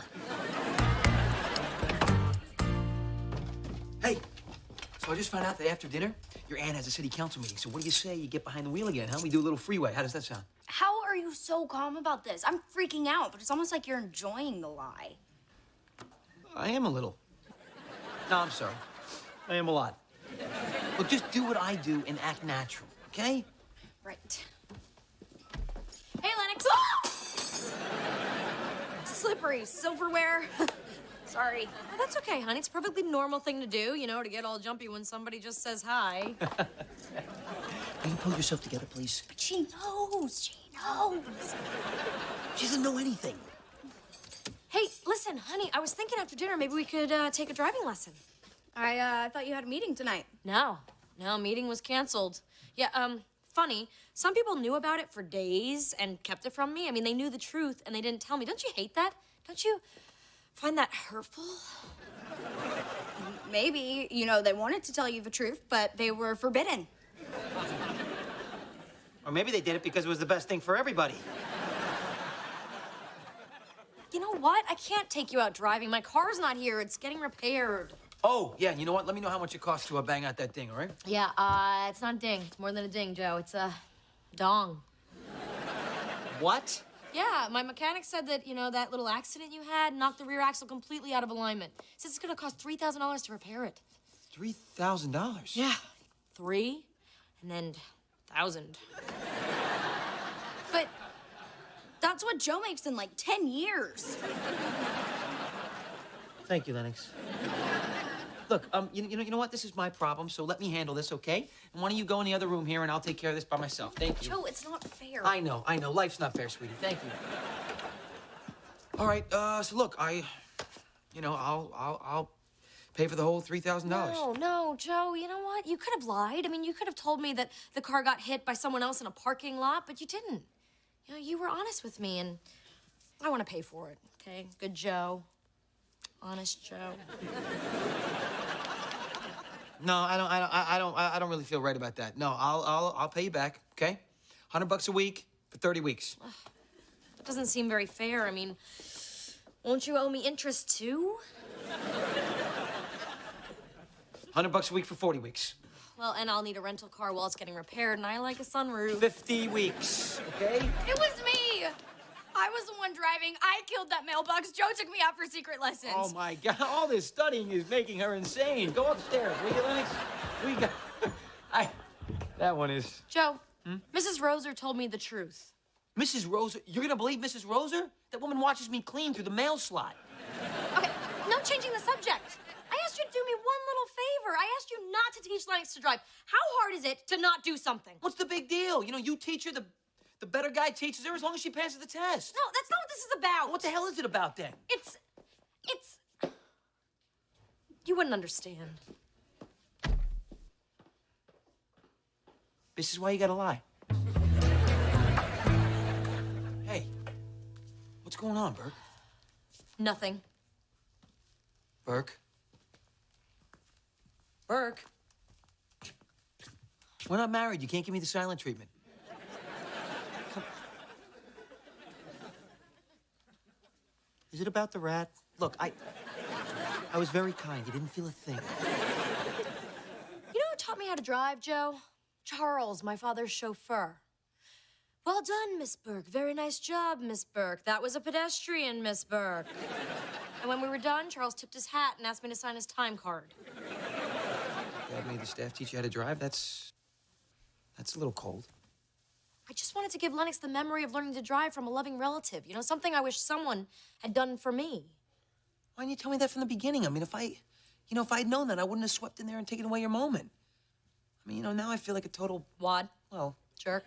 I mean... Dipstick? Hey. Burke? I appreciate the apology. But look, as parental-ish units, you know, we have to be completely honest with each other. We can't be sneaking around. Wait a minute. Back up. You just called me a parental-ish unit. When did I get promoted from household staff? You're more than staff. You're staff plus. You know, you're basically my co-parent person. Co-parent? That's pretty good. I'm not gonna put that on my resume or anything. And as co-parents, you can't be doing things behind my back. From now on, you can only do things to my front.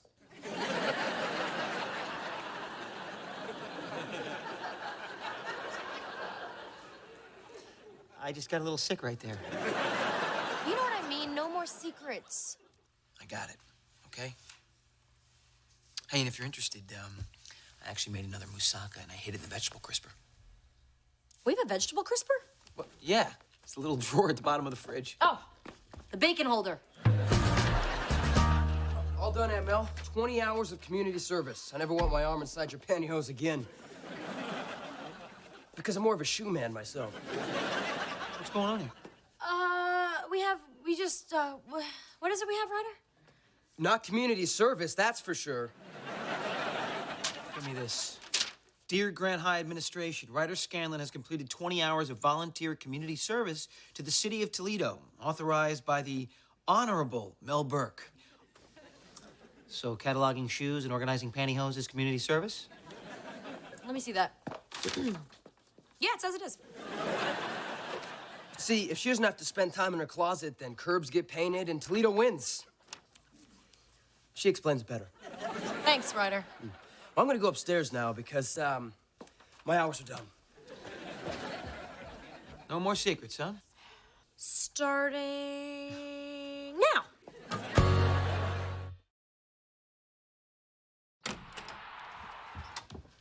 Hey, how was your driving lesson with Aunt Mel? Good, good. Hardly anything happened. By the way, is Joe around? No, I think he went to the gym. Did he now? We're good.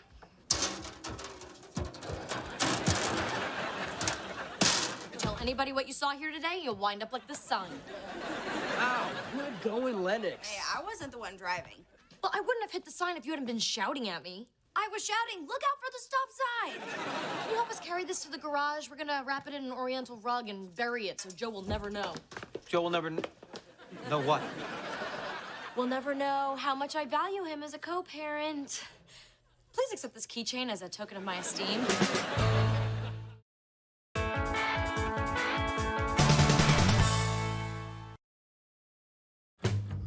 Melissa and Joey is recorded in front of a live studio audience. So, Mom, you know how endless a kitchen remodel can be. I never want to go through that again. Yes, but it's all worth it when it's done. When will it be finished? It is finished. Really? So all this is intentional? Hey, slow down there, you two. I got some solid food coming here. And it's so nice to finally meet you, Monica. You know, put a face to the name. What brought you to town? Well, I was waiting for a special occasion, like a wedding. But who are we kidding? I'm not going to live forever. That's right, Mom. Not married, still single. Can't point that out enough. I guess Mr. Wright must have taken a wrong turn. Monica, will you go tell the kids that we're ready to eat? The children are going to join us for dinner? At the same table? Yeah, we try to all eat together, you know, like a family. And you sit with us too? I know. It's nuts around here. Well, no husband and no children of your own, but still a full table. Oh, it's like a play. A sad little play. You kill me, Mom. You really do. Lennox, dinner. And you too, young man. How do you put up with that? Oh, what? You mean our little mother-daughter back and forth? She just has a sarcastic sense of humor. No, I have a sarcastic sense of humor, all right? She's mean. You just have to laugh it off. Yeah? Or in your case, scratch it off? Well, it's no big deal. I get hives every once in a while. Like when? You know, like Christmas, Thanksgiving, Mother's Day. Herb, come on, it's so obvious. All the stuff you're laughing off, you're actually spelling out in tiny red dots there on your arm. Let me see this. What does this say? Oh, yeah, look at that. Help me. Oh, look what this arm says. Butt out. It's all good, it's okay, it's all right, as far as I can see, it's all good, it's okay, it's all right, I guess you're stuck with me.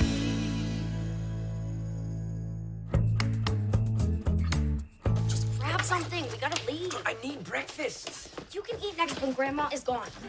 What are you guys doing up? Going to school. At 6 a.m.? Yeah, we like to be there when it opens.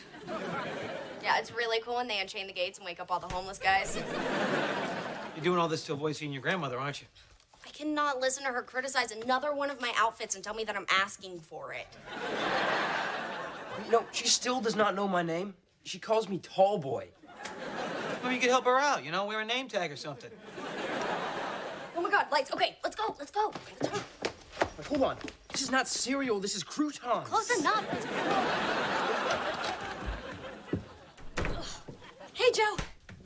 I love this time of day, don't you? You've never seen this time of day. Not true. used to stumble home at this hour all the time. Anyway, I'm off to work. Why don't you stop sneaking around and avoid your mother and just admit that your relationship with her is pretty screwed up? Because then I'd have to deal with it.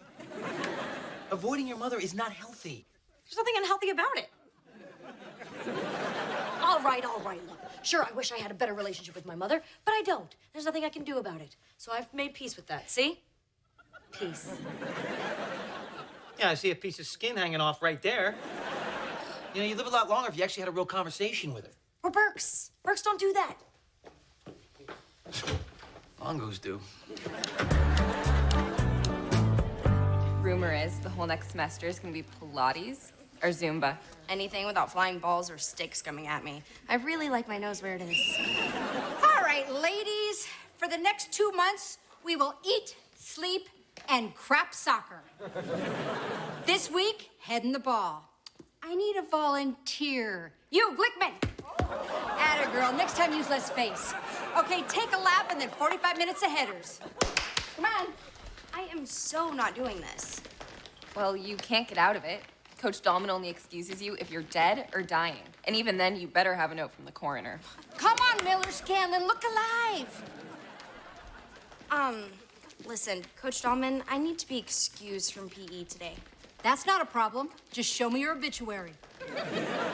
It's, you know, my period. Please, we women can do whatever we want on our period. We can climb mountains, we can declare war, we can even wear white stretch pants. So if it's your period, you can give me an extra 20 laps for starters. No, I don't have my period. It's not my period. Really? Yeah, I so do not have my period. I wish I had my period. Oh. Oh, do you mean you're pregnant? You said it. Honey, if you are, you should definitely not be out here playing soccer. Well, I guess you know best. Yes, I do, Scanlon. Okay, you just get some homework done, put your feet up, text your baby daddy. Come on, you red light girls! Shake that ass! My goodness, everyone here gets up so early. It's 11 o'clock. Then it's time for a big, bubbly glass of breakfast. Did Mel say when she was coming home? It's Tuesday, council day. She'll be home at 7. And it's not likely she has a date, so 7 it will be. Wow, you even throw shots at her when she's not here, huh? Shots, are you referring to our little mother-daughter back and forth? You know, that little back and forth, I think, is sometimes pretty hurtful to Mel. My, the staff does voice its opinion around here, doesn't it? Yes, it does. Yeah. And another thing that it's curious about is, it's been 2 years since you came to your daughter's house. And you'd like to know why I'm here? Yeah, I really would. I'm here because my other daughter is in prison, and I thought it would be nice to spend a little time with my family while my husband Russell is in Mexico bedding a 28-year-old yoga instructor. That's some new information. And it's our anniversary tomorrow. That's my gift from Russell. Betrayal. He does not know how to shop for you. Seriously, wow, I'm sorry. I never would have said anything if I had known that. But hey, you know what? Since we're kind of talking now, man, I got to tell you, I think you deserve a lot better than that. How do you stand it? I have my ways. I think you should treat yourself a little better than that. You got a lot of life left ahead of you. You know, you don't want to spend the rest of it being miserable, do you? Lovely talking to you, Joe. I think I'll take the rest of my breakfast upstairs. All right, fine. Avoid all my brilliant advice. All Burke women do.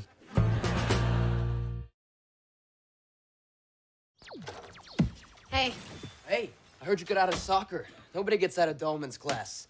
She made Shira Cohen play field hockey with a broken femur. You could see it poking out. Yeah, well, I fell into a loophole.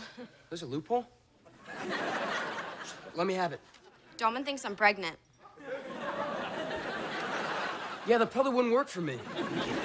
I just wanted to get out of soccer. She had me knocked up before I knew what was happening. Just to be clear, you're not actually pregnant, right? Of course not. And in a couple of months, she's gonna expect me to look like I've swallowed a basketball. Ugh, this is wrong. I hate soccer, but I've got to tell her the truth. Yeah. Yeah, tell her first thing tomorrow. That way they can announce your death at noon assembly. Or maybe we'll even get a half day out of it.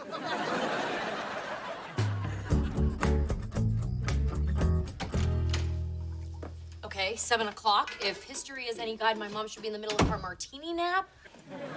Nope, she's wide awake. Hey, Mel, I gotta talk to you about something that you're not gonna really want to hear, but today, I got to know your mother a lot better. Ew, gross with my mother? How could you?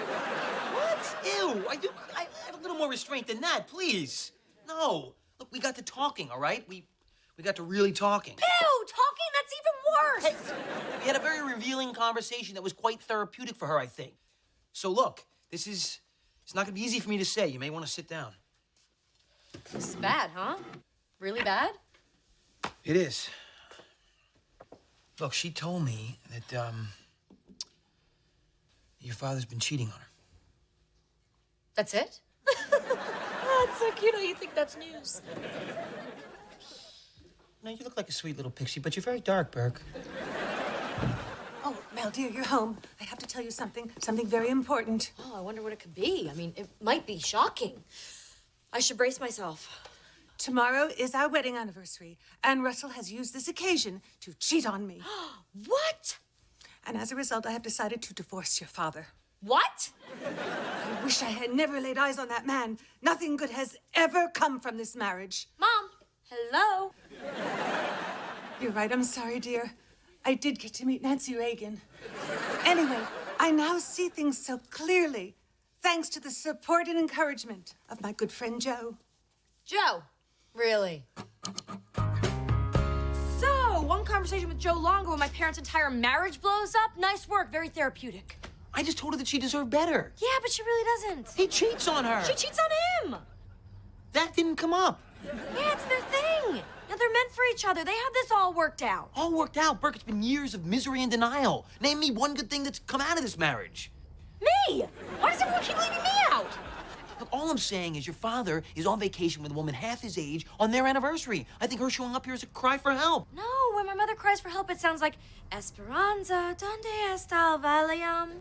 You know what I think? I think this is a blessing in disguise, because she's finally talking about something for real. You need to be there for her. You have no idea of the dark forces you have just unleashed, okay? First come the hives, then come the locusts. I think you're overreacting just a little bit. Oh, well, we'll see who's overreacting tomorrow when the sun turns to blood and it begins raining frogs. Is that going to clear up by the weekend? Because I have a softball game.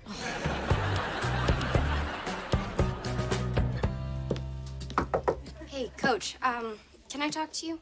Sure, Scanlon, anytime. Everything okay with you two? Well, actually, no. You know, I was thinking about yesterday and getting out of soccer, and I need to be totally honest with you. This whole baby thing, I feel so ashamed. Oh, honey, don't wallow in regret and self-recrimination.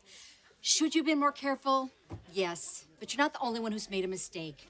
3 out of 10 girls in this country get pregnant before they turn 20. That's 2,000 girls every day just like you. Well, not just like me. See, Coach, I need to tell you, I feel really bad. Oh, Lennox, it can happen to anyone. In fact, when I was in high school, it happened to me. Oh, boy. When I went through it, there was no one to turn to. But I will be here for you. Every day. Awesome. And don't worry, your little situation will be our little secret. Heads up! Hey, watch where you're throwing that! For crying out loud, this girl is pregnant!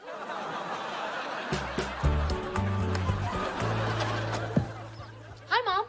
Oh, hello, darling. What are you doing?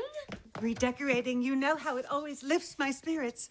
I got rid of your tired old drapes. Oh, you mean my tired old brand new drapes that make me so happy whenever I walk into my house? Oh, honey, you can't expect me to live with those day after day, week after week. Whoa, week after what? So, you're staying? I can't go back to that Georgetown house. I need to heal in the bosom of my family. And you're all that's left, so I have to make do. It's the end of the world, Joe. She's moving in and staying forever. You don't know that for sure. Yes, I do. She's in there right now, taking down my drapes, and my poor pillows are next. She's redecorating what I just redecorated. She's redecorating, and I resent it. That doesn't mean she's gonna stay here forever, Burke. She's just trying to keep herself busy. She wants to be part of the family. Oh, well, that's a change. Back when I was a kid, she couldn't wait to get rid of her family. She practically pushed me and Meredith out of the house. Wait a minute, you're the one that said that you and your sister were like horrible teenagers. Well, we were. The third time I was arrested, my mother made my father get a vasectomy so this inconvenient child thing would never happen again. Those are tender memories, huh? Piece by piece, she will destroy my house. Burke, relax, okay? Pillows, drapes, they're just things. Rise above. What? Hey, who the heck scratched my brand new Calphalon skillet? Oh, I think Monica was heating up some stuff for her mud mask in that. What the hell did she start with, a backhoe? Look at this thing, it's ruined. My God, it's like she strikes at what you love. Rise above, Joe. It's just a thing. This woman's got to go, Burke.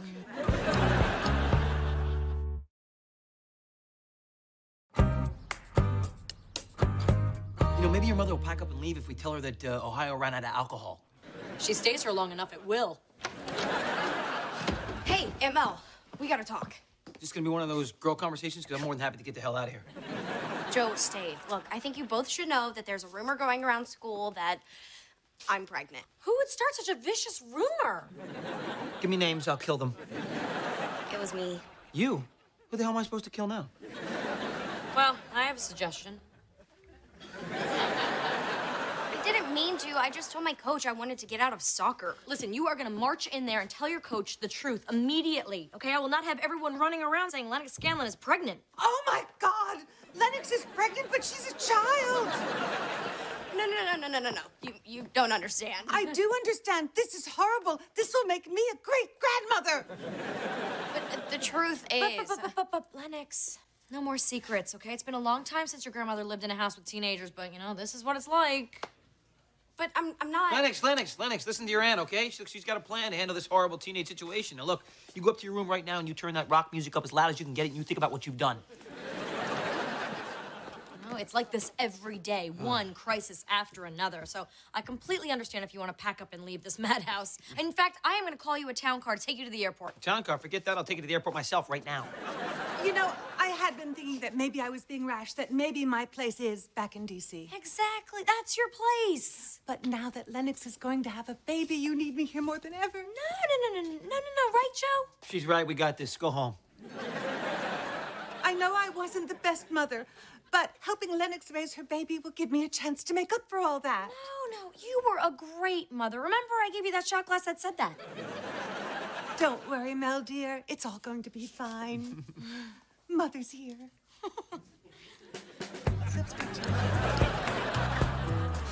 Mother, Lennox has something she needs to tell you.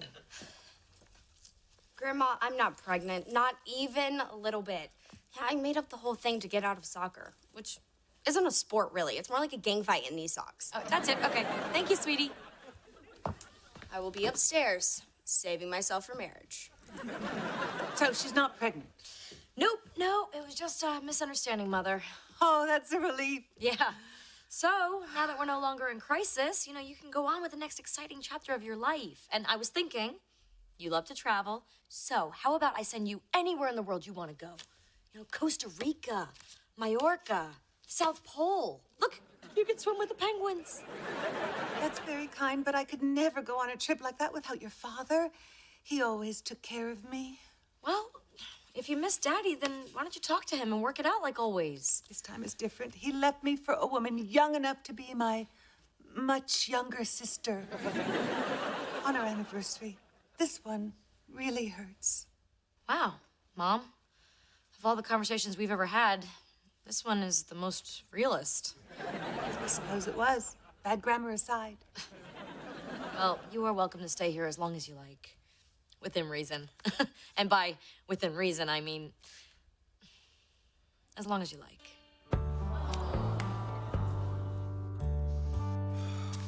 There we go. Don't you worry, that mean lady's not gonna touch you. Hey, Joe. Big breakthrough. I've invited my mother to stay. She and I are actually getting along. And look, no itching, no bumps. Good for you. Bad for you. I just don't understand why a middle-aged man would leave his wife for a 28-year-old yoga instructor. Now that I said it out loud, I kind of get it. But what could she possibly get from him? A house, money, a baby, which, you know, would guarantee more money. Really? So you think she's only with him to have a kid and get on that gravy train? A tale as old as time. Now that's something I can work with. Hey, what are you saying, huh? Safe to take the skillet out of the box or what? Coach, Scanlon, do you have a minute? Great news. Turns out the whole pregnancy thing was a false alarm. I can play soccer now. Whoop, whoop. Really? You're not? Not at all. Turns out I just can't count to 28. Well, after I poured my heart out to you. But I guess you must be relieved. I am.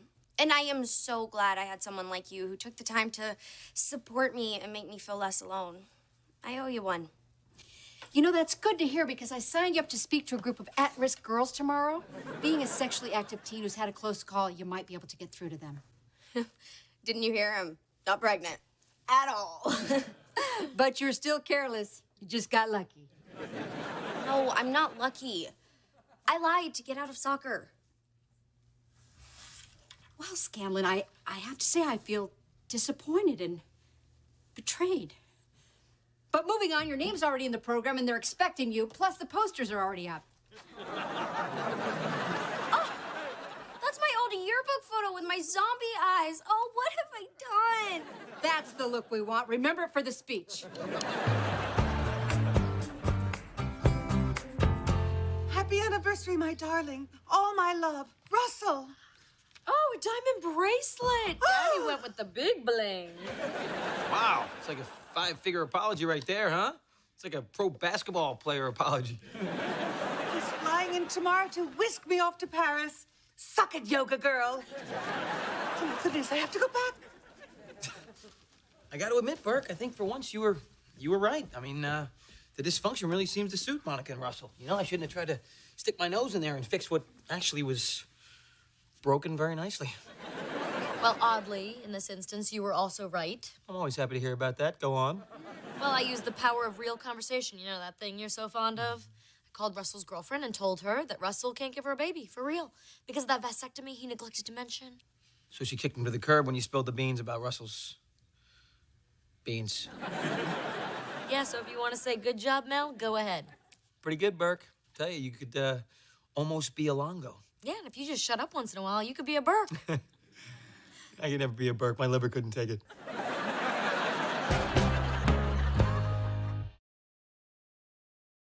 Well, Mom, when you get to Paris, send us some croissants. You don't like croissants? Yes, I do. No, you don't. I think I know what I like. You like eclairs. Go away. Send us a box of eclairs. Yes, dear. I'm so glad you worked things out with Daddy. You only get one real soulmate in life, and when you find him, you hold on to him. And he's closer than you think. Ta-ta.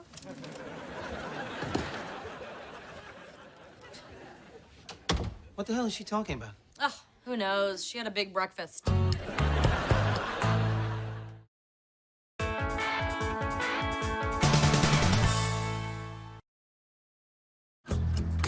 Melissa and Joey is recorded in front of a live studio audience. So, how do I look? Oh, just like me. I'm gonna go change. No. I just mean you look appropriate for an intern at City Hall. Just wait till your boss sees you. You don't have to wait. I'm your boss. I see you. Yo. Hey, check it out. A pair of Mel Burks. Which is the scariest hand in poker? Look at you all dressed up in your little intern costume, huh? Yep, she's gonna shadow me for the next 3 weeks. Learn what I do, watch my every move. Well, make sure you teach her how to do this one. I got that one down, too. Wait. Oh, nice. Not even close. Amateurs.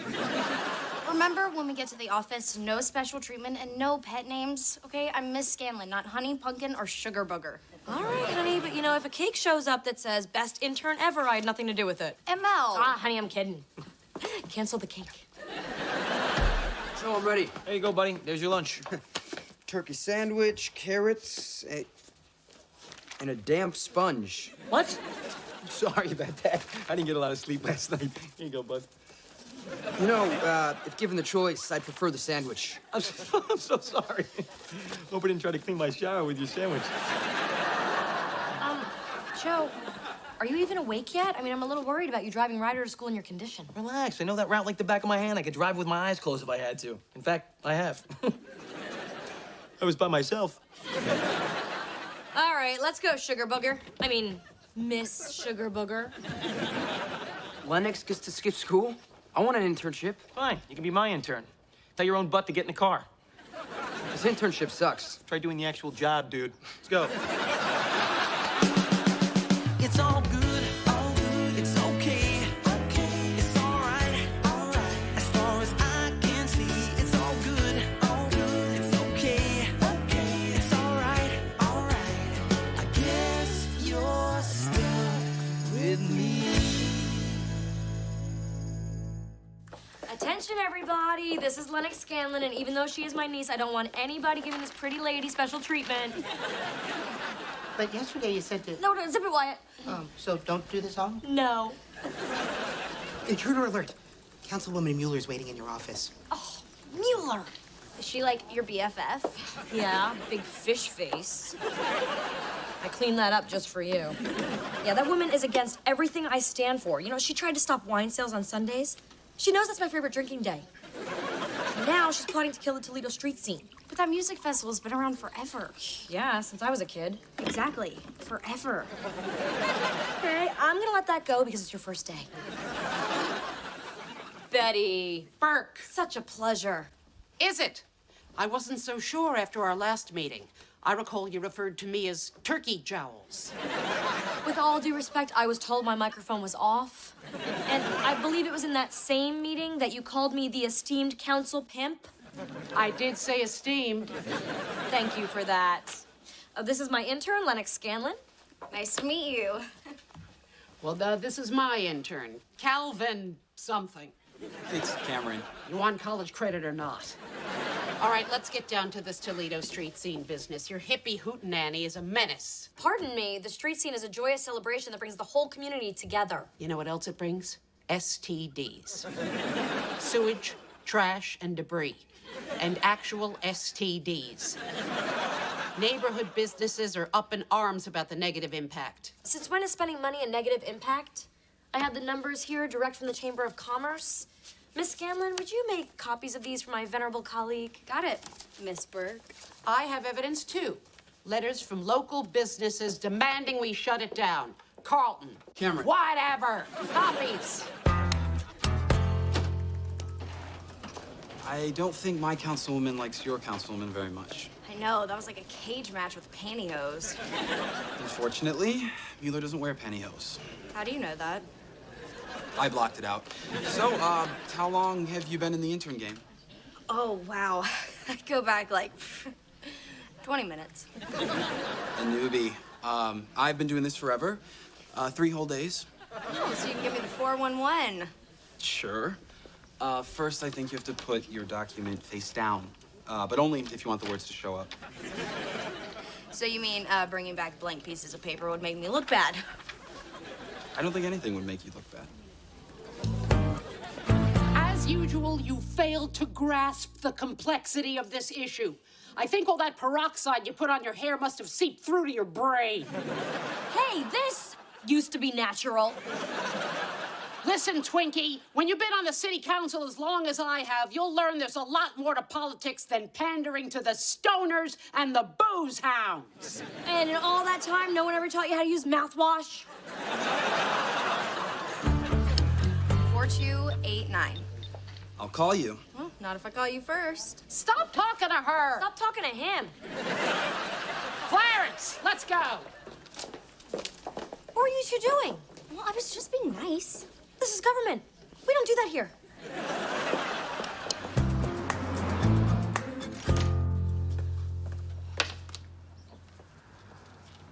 Oh. Oh. Catching up on some sleep? No. I was just sitting here recharging my eyeballs. In a puddle of drool? What? Oh, hey, yeah. All right, look, I may as well tell you, since I still can't seem to get a real executive job here in this country, I actually found a job overseas. You did? I did. Look, it's just part-time. It's actually an online consulting gig with this Russian finance company. And when were you going to tell me about this moonlighting you're doing? Well, if you hadn't walked in on me sleeping, probably, never. And how long has this been going on? Just a few weeks, all right? It's just a couple hours a day from 1 to 3. Oh, that's not so bad. I mean, the kids are still in school then. Yeah, it's 1 to 3 a.m. because that's business hours in Russian. Don't worry about it. It's not going to interfere with my job responsibilities here at the house. The house you're about to burn down? The what? Oh, my... Shoot! Oh, whoops. Hold on. Hope you're in the mood for blackened lasagna. Hey, you know, if there's a fire, just drool on it.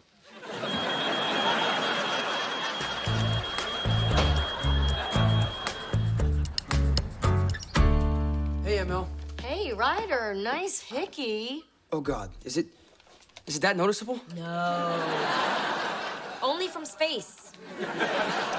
Okay, help me. How do I get rid of it? Oh, nothing works. From what I hear. But if you want to try covering it up, I have some makeup. Makeup is for girls. No way. Damn, monster hickey. Give me the makeup. Top drawer of my bathroom vanity. So, what you working on? Oh, my position paper for the street scene. Hey, look, I want to apologize if I was a little curt with you today at work. You know, it's just, I don't want you getting too cozy with the enemy. Cameron's not the enemy. Cameron works for Mueller, and Mueller plays dirty. But I like Cameron. Maybe you don't. Maybe I do. Maybe I don't want you talking to him anymore. I'll get it.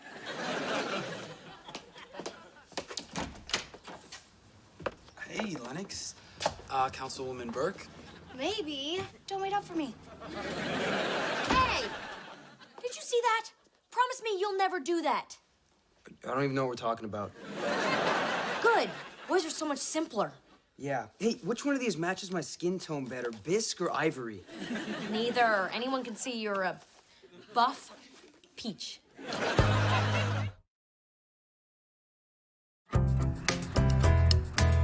Morning. Evening. Whatever. Almost 1 a.m. You can't sleep? Not a wink. Oh, good news is I'm all caught up on Storage Wars. Oh, good. Wow, business on the top, party on the bottom. It's like the mullet of clothing. I only consult from the waist up. I got a meeting with Russia in a few minutes. Oh, well, you better get on the freeway. Yeah. I know I'm gonna regret this later, but, this thing that's keeping you up, you wanna talk about it? I'm regretting it already. It's this whole Lennox Cameron thing, you know? This internship was supposed to bring me and Lennox closer together. What's the big deal? The kid had her home before a curfew. Well, she shouldn't be going out with him at all. This is politics, Joe. What if Cameron is just using Lennox to get inside information? Like what? The Toledo launch codes? You know, I don't think this has anything to do with politics at all. I think it has to do with, you know, you trying to dress Lennox up like a mini-mel, and she's not you. Yes, she is. Well, I mean, she could be. As I expected. You know, this whole internship was about turning Lennox into you. Why do you think people have kids, Joe? You know, so that you have a newer, fresher version of yourself. That way, when you die, you didn't really. Wow. Okay, well, putting aside that very rational immortality argument, I don't see the problem if Cameron goes out with Lennox. I mean, he's a boy, she's a girl. Trust me, the last thing that's gonna be on either of their minds is politics. You know, when I was an intern for my dad, he would always want to talk about the bills he was working on, but the only bill I was interested in was Bill Hammond. Or Billy Ginsburg. And Tattoo Bill down at the yogurt shop. Once again, wow. You know what? Maybe you're right, Joe. I don't know why I was so worried. It turns out that, you know, Lennox is just making out with some guy she just met. Oh, great. Now I'm upset. So I will send you a revised 5-year performer with the adjustments that we discussed. And then we can decide if the cash flow estimates are within range. Thank you, Mr. Longo. We're looking forward to reviewing it. До свидания. До свидания. Please, Mr. Longo, remain on the line for a moment so we can discuss the agenda for next meeting. Of course, Mr. Romanoff. The coast is clear, Joseph. Let me just set the mood.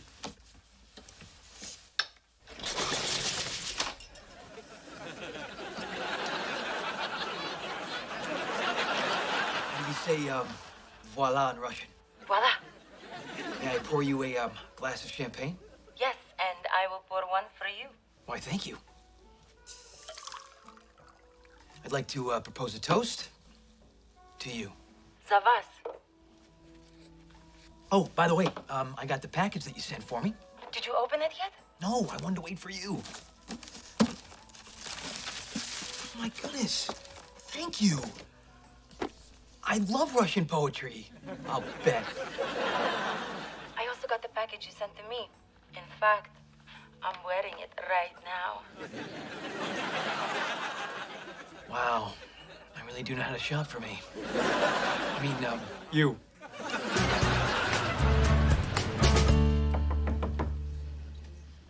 Do you have a minute? Of course, Miss Scanlon. Actually, I'm here as Lennox. You know, sugar booger. Look, I'm sorry about last night. I shouldn't have just run off. It wasn't right. You know what? I was your age once, honey. I've had my head turned by many cute boys.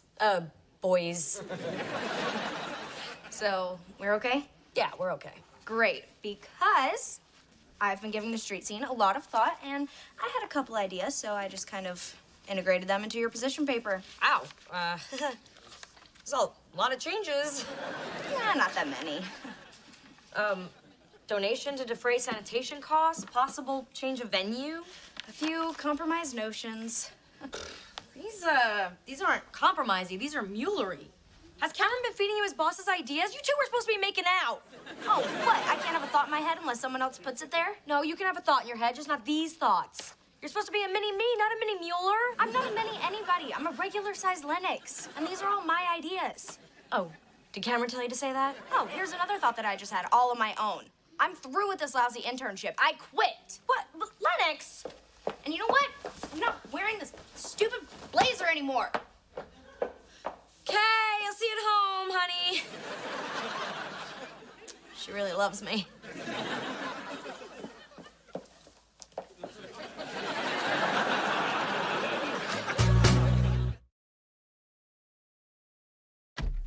What's up, Joe? Hey, buddy.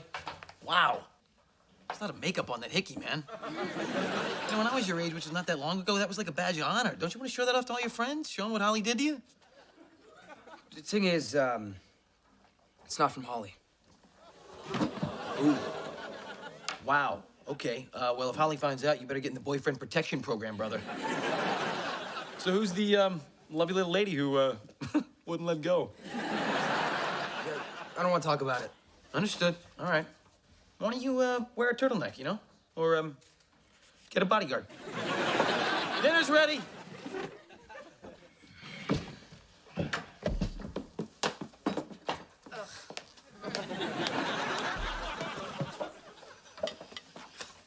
Would someone please pass the salt? Why? Does Mueller like it salty? I think I know how I like my food and where I like to eat it, and that's not with you, so I'm going to take my dinner to go. I'm taking my food to go first.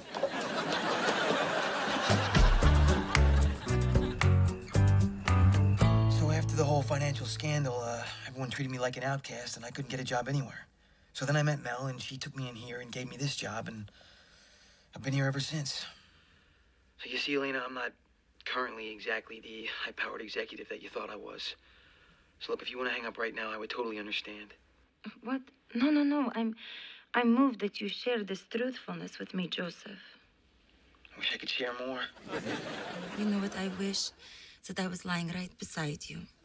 Damn, lady, you are killing me right now. That is American idiomatic expression? Yeah, it means... Why do you have to be so incredibly beautiful and so far away? Joe, can I talk to you? Speaking of killing me right now, that's Mel. Let me call you right back, okay? Hey, sorry, I saw your light on under the door. And to you, that's the universal sign to please barge right in? What's with all the candles and the champagne? Are you about to get lucky with yourself? Yeah, you know, but if I rush right into it, I feel cheap. Plus, if I buy myself dinner, I'm a lot more fun. So what'd you do? Just come up here to annoy the crap out of me, or did you actually need something? Oh, I really messed things up with Lennox. But I wasn't wrong. Seeing Cameron has totally corrupted her. Well, you cannot always try to control things, all right? I mean, you can't tell someone that they can't fall in love with somebody that they work with. Love? Whatever it is. Look, the point is, you know, if you're lucky enough in this life to make a connection with somebody, don't you owe it to yourself to see if it's for real? As hard as this may be for you to believe, You know, you can fall for someone on the other side of a political issue. Or on the other side of the world, for that matter. You know, I thought this whole internship thing would lead to some major aunt-niece bonding. Like, we were gonna dish about legislation and switch outfits and see if anyone notices. But now we're not even talking. She's totally rejected me. Oh, she hasn't rejected you. She's just disagreeing with you. Look, Lennox is smart and independent and fights for what she believes in. You want to know what that makes her? Big pain in the ass. Yeah, she is mini you. Oh my God, you're right. She is a mini-me. I will live forever. Oh my gosh, I totally misread her. I gotta go talk to Lennox right now. Wait a minute. It's the middle of the night. Yeah, well, this has to be said. I will leave you to your menage a Joe. Lennox, wake up. What's going on? Is there some sort of emergency? Yes, an us emergency. Okay, well, unless one of us is on fire, I'm still not talking to you. Good night. No, come on. Until I get this off my chest, I can't go back to sleep. And I guess I can't either. Okay, look. I thought this whole thing was about you and Cameron and politics and loyalty, but it's not. You know, it's about me letting you be who you are, not who I want you to be. Please, come back to work with me. What if I don't agree with you? You know, what if the thoughts that come out of my brain disagree with the thoughts that come out of your brain? That'd be fantastic. You know, as long as it doesn't happen too often. Or publicly. Remember, me boss, you intern. Fair enough. Now, about Cameron. I hereby give you permission to see him. You don't have to do that. No, I do. I was wrong. And it doesn't happen often, but when it does, I am big enough to acknowledge it. That's great, but I don't want to see him anymore. What? But I was just so big right then. What happened? I don't need a reason. He's just, Been there. Is the worst. Oh, it's so true. You really are my mini-me. Get off me. Oh, it's like hugging myself. Ow, you're on my hair. Oh, I hate that too. Hey, how was the Toledo street scene? Busy serving me. Fried zucchini, fried jalapenos, fried pickles. Jeez, Mel. What? They're all vegetables. Yeah, deep fried and totally disgusting. You mean delicious. I think I know what I mean. Well, you're entitled to your opinion, even if it's wrong, dummy head. You're wrong, stupid pants. Getting back to something important. When are you going to tell all of us, Ryder, who actually gave you that love bite? Yeah, who hiccupied ya? Yeah, come on, spill it. It's fine. If I tell you, you have to promise not to make fun of me. Promise? Promise. Okay. It was Sunday afternoon, and I was sitting on the couch eating graham crackers. First down at the 48th of a minute, 35 seconds left in the half. Stop going into the center, takes the snap. Straight ahead to Stevens off the left side for 3 yards. It'll be 2nd and 7.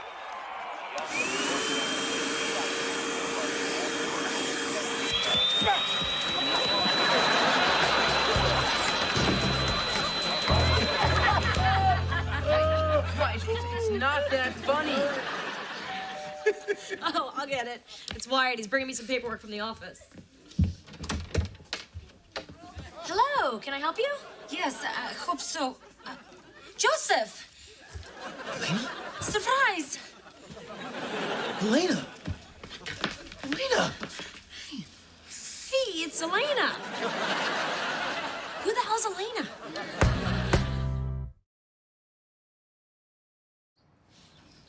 So, do you two know each other, or is she just the best cold call salesman ever? Oh, Mel, sorry. Yes, this is, Elena Romanov. She is one of my Russian colleagues. Oh, and you're just giving her the traditional Russian tongue greeting? I could not bear the distance between us any longer. So I used my vacation time and came here to beautiful Toledo, America to surprise you. I am certainly surprised.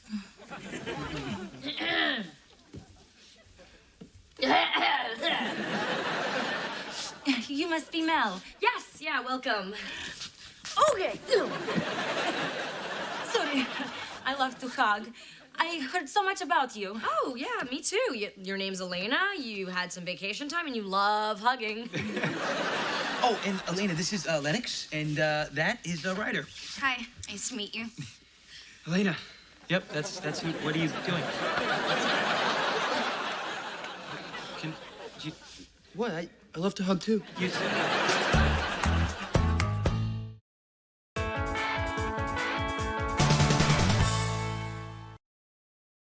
Melissa and Joey is recorded in front of a live studio audience. When the batter starts to bubble, you go under it like this and just flip it over. You're so good at flipping things over. And pancakes are ruined forever. Mel, you know how you complained for 3 days that there's no breakfast? Today, we're making it for you. You just did that so well. I'm telling you, she's like a natural. Have you really only been here for 3 days? It seems like so much more. Lovemaking goes so fast when you're with Joseph. Well, what? No. What I think she meant was the time has really flown by since she's been here. Oh, well, to me, time is kind of standing still and grossing me out. So, what are you two doing today? Besides that. Oh, well, actually, I think we're gonna make it outside today. And I'm gonna show Elena some of the sights. Oh, do we have to? Oh, no. My vacation will be over so soon. It's so sad. Oh, but maybe you could have vacation and come to Russia? Mel, when is Joe's vacation? Oh, well, it sure seems like he's taking some vacation right now, you know, because not a lot's getting done at the house lately. You could come to see me, Joseph, and then I could come back here again, and back and forth and back and forth. Oh, my God, you do that so well. I personally don't care for it. Relax, will you? Everything's gonna get done around here, okay? And you were gonna love dinner tonight. Oh, are you cooking it, Joseph? What will it be? I'm gonna make my famous eggplant parmesan. What's with all the food things? Joe's famous eggplant parmesan. It's missing one ingredient. Joe. Well, what is he doing? Oh, never mind. I know who he's doing. Are we gonna starve? I'm not. I'm gonna have that slice of cake I've been saving. Oh, I'm thinking about this slice of cake all day long. My slice of cake is gone. Who ate it? Oh, don't look at us. We would never. Yeah. Oh, that's my cake. Please, excuse for the interruption. You coming back, baby? Coming. This cake was delicious. I wish there was more. Oh, me too. More cake, less you.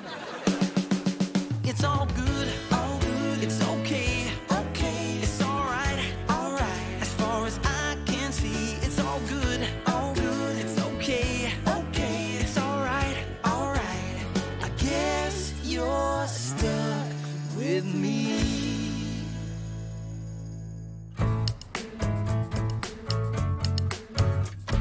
Joe, we need to talk. All right, but I only got a minute. I'm taking Elena out to see Toledo's hot spots. You know, other than me. Okay, well, I'll try not to take up too much of your time with some trivial matters like, oh, I don't know, forgetting the kids at school? So I was a little late picking them up. And in your boxer shorts. I got several calls from moms. But there were no complaints, and you know it. Joe, this goes beyond carpools. You're letting Elena encroach in my home, your job, my cake. I'll make you another cake. How will that help me eat cake yesterday? You're right, let me make it up to you. I'll make you another cake. Send it from Russia? I mean, 'cause, you know, that's where it looks like you're going. I know what this is. When I was in college, I dated Jane Hayfie. Hot Hayfie. My roommate Wayne complained about her all the time, but that's because Wayne was single. See, and every time he saw, me and Jane together, like in, the shower or whatever, it reminded him of how single and lonely he was. Oh, so you think I'm your lonely roommate, Wayne? You smell a little better, but yeah. Look, this has nothing to do with me being lonely and single, which, oh boy, I am not. This is about you and your guests taking advantage of my generosity. In some cultures, people are actually friendly to their guests. Excuse me, I am the friendliest person I know. I have always been friendly. In 4th grade, I was the class greeter for career day, and I didn't volunteer. I was picked. You are not gonna believe what Joe said this whole Elena problem is about. He says it's because I'm not getting any friendly. Hey, it's nothing I wanted to hear. Elena's gonna be gone in a couple of days. Why are you letting it bother you so much? Well, the real reason, which Joe would not be able to hear, is that, in whirlwind affairs like this, people get hurt. People like you? No. Big no. This is about Joe. Look, I've had my share of foreign affairs. Okay, after college, I had a 3-month Eurail pass, and let's just say my visa got punched at a few different stops. Ugh. I'm just saying, things like this burn hot and heavy, but then they flame out. And all you're left with is, you know, warm, shameful memories. Did you not hear me? Ugh. Anyway, if Joe thinks this is anything more than a fling, he's kidding himself. Or Joe could go visit her in Russia and the relationship could have a future. You said it yourself. I was eavesdropping. Yeah, I said it, but I don't see that happening. I don't see that happening at all. In fact, the only thing I do see around here is dirty dishes in the sink, dust bunnies on the floor, and a table full of junk food. Wait, is this Joe's idea of a good lunch now? No, it's my idea of a lunch. In fact, it's every meal from now on. Breakfast burritos, gummy worms, chocolate wings. I'm eating it all in the name of journalism. Oh, does journalism like a little junk in the trunk? No, the school vending machine is trying to kill us all. You know my friend Maisie Goodman? Big girl. She has 2 jelly donuts for lunch every day. Then she sugar crashes and falls asleep in math. Well, the world needs to know what the school is doing to us kids. So I'm going to eat nothing but vending machine food and chronicle what happens to me. Wow, I think you're really going to inspire some people to make healthier choices. Oh, malted milk balls. I'll chronicle these. Terrible. It's just terrible. Oh, awesome. Is this for your blog? Keep your hands off my crap. I'm the one who has to eat all of this. I'm saving my friend and a generation of America's youth. So back off.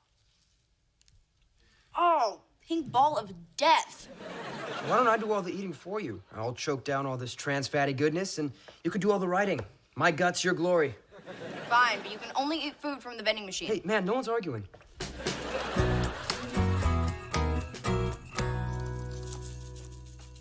Did I just see you put Pop Rocks in that burrito?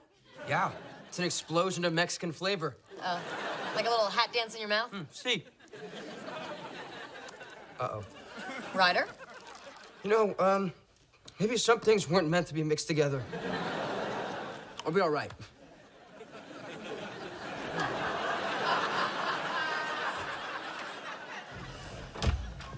Hey, Mel. Ah, the lovebirds are here.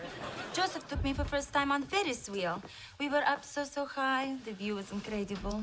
It always is when I'm with you. Aww. What a wonderful day. And now I must go upstairs because I have pooped. I hope you mean you are pooped. Yes, that.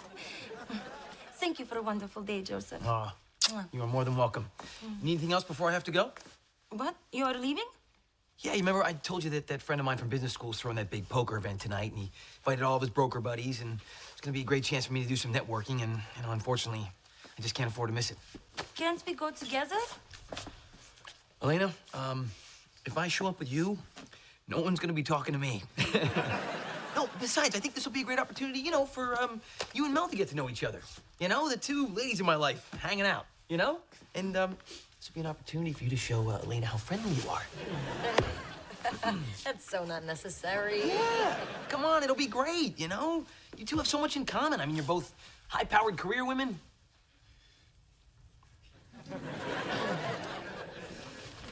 And there's this. There we go. I promise I will not be out too late, okay? Good night. Night, Burke.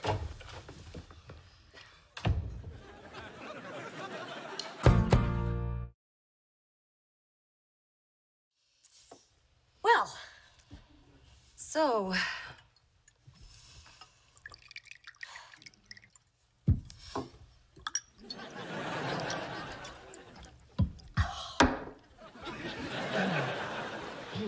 You like women, no?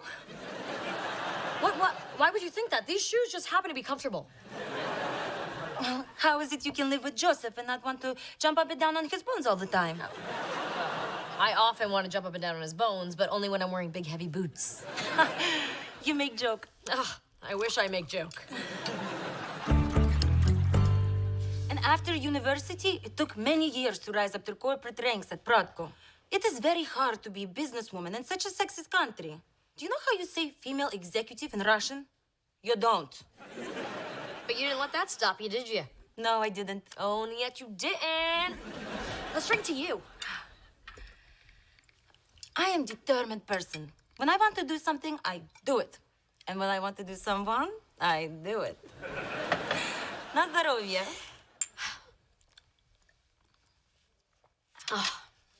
You know, I am truly impressed. You are self-assured and tough and accomplished. I mean, you're like a Russian me. Although, I don't know if I would be so cool about letting Joe go out with the guys tonight. So, what is big deal? Oh, well, you know, if I travel 5,000 miles to visit a guy and he left me for a special poker night, I'd be pretty upset. You be crying, weepy girl? Excuse me, no, I'd be putting on my bone-stomping boots and he'd be crying, weepy boy. So, Joe going out for a boys' night is a bad thing? Well, it's not bad. It's just, you know, selfish and immature and male. Don't listen to me. I'm drunk, you know. So, hey, Nazdrovia. Hey, I swear the more vodka I have, the better I pronounce that. Hey, good evening, ladies. Как ты мог со мной так поступить? Hey, Joe. What's going on? Вы эгоистичный американский человек. Идиот. Амбал. Oh, I think she's saying I missed my big American lover. How could you do such things to me, Joseph? You leave me alone and go play poking with your boyfriends. Okay, first of all, it's poker, and they're not my boyfriends. Those guys were brokers, and I didn't leave you here alone. I left you with Mel. Yes, and good thing. She got my eyes open. Really? No, I mean, I think they were pretty open when you got here. You know, like, whoa. You are selfish, thoughtless, man. Elena?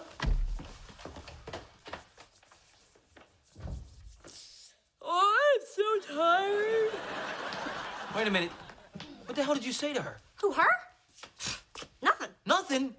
She liked me when I left here. You broke her. Ты козёл и дурак. Elena, come on. Just open up the door, all right? Can't we just talk about it? Я с тобой не разговариваю. How's it going? Вы, американские мужчины, все одинаковые. Я знала, что мне надо было остаться в России. Like that? Hey, look, I've been on the other side of a door or two. Tell her prostitia. It means I'm sorry. What, we hung out. I picked up a few phrases. Prostitia. Elena. Prostitia. Yeah, that worked great. We just got started.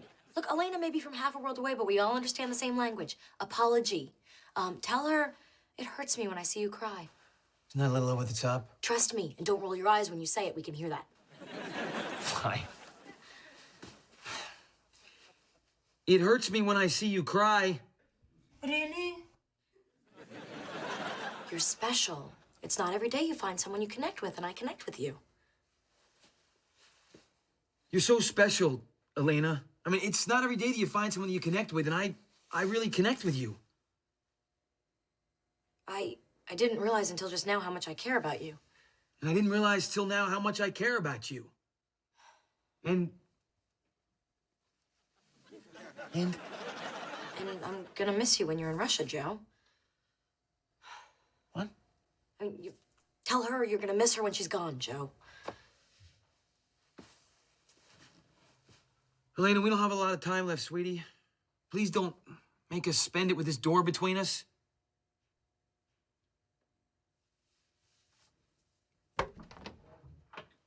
Now you go in. Thank you, Brooke. I can handle it from here.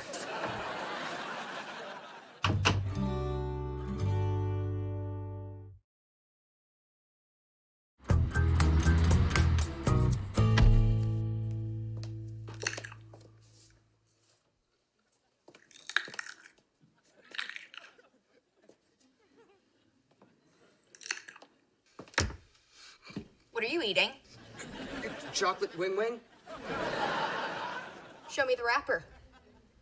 Okay, it's a carrot. We had a deal. How could you? I've eaten nothing but vending machine food for 2 days. Now I'm bloated and tired, and everything coming out of me is as unnatural as what's going in. I've only posted one blog article so far. The Maisie Goodmans of the world are counting on us to come to their rescue. I think I'm gonna yak up a gummy squirrel. Never mind, it ran back down.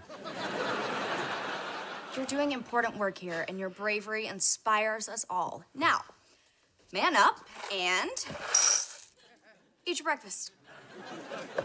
Can I at least put some milk in it? I think you know the answer to that.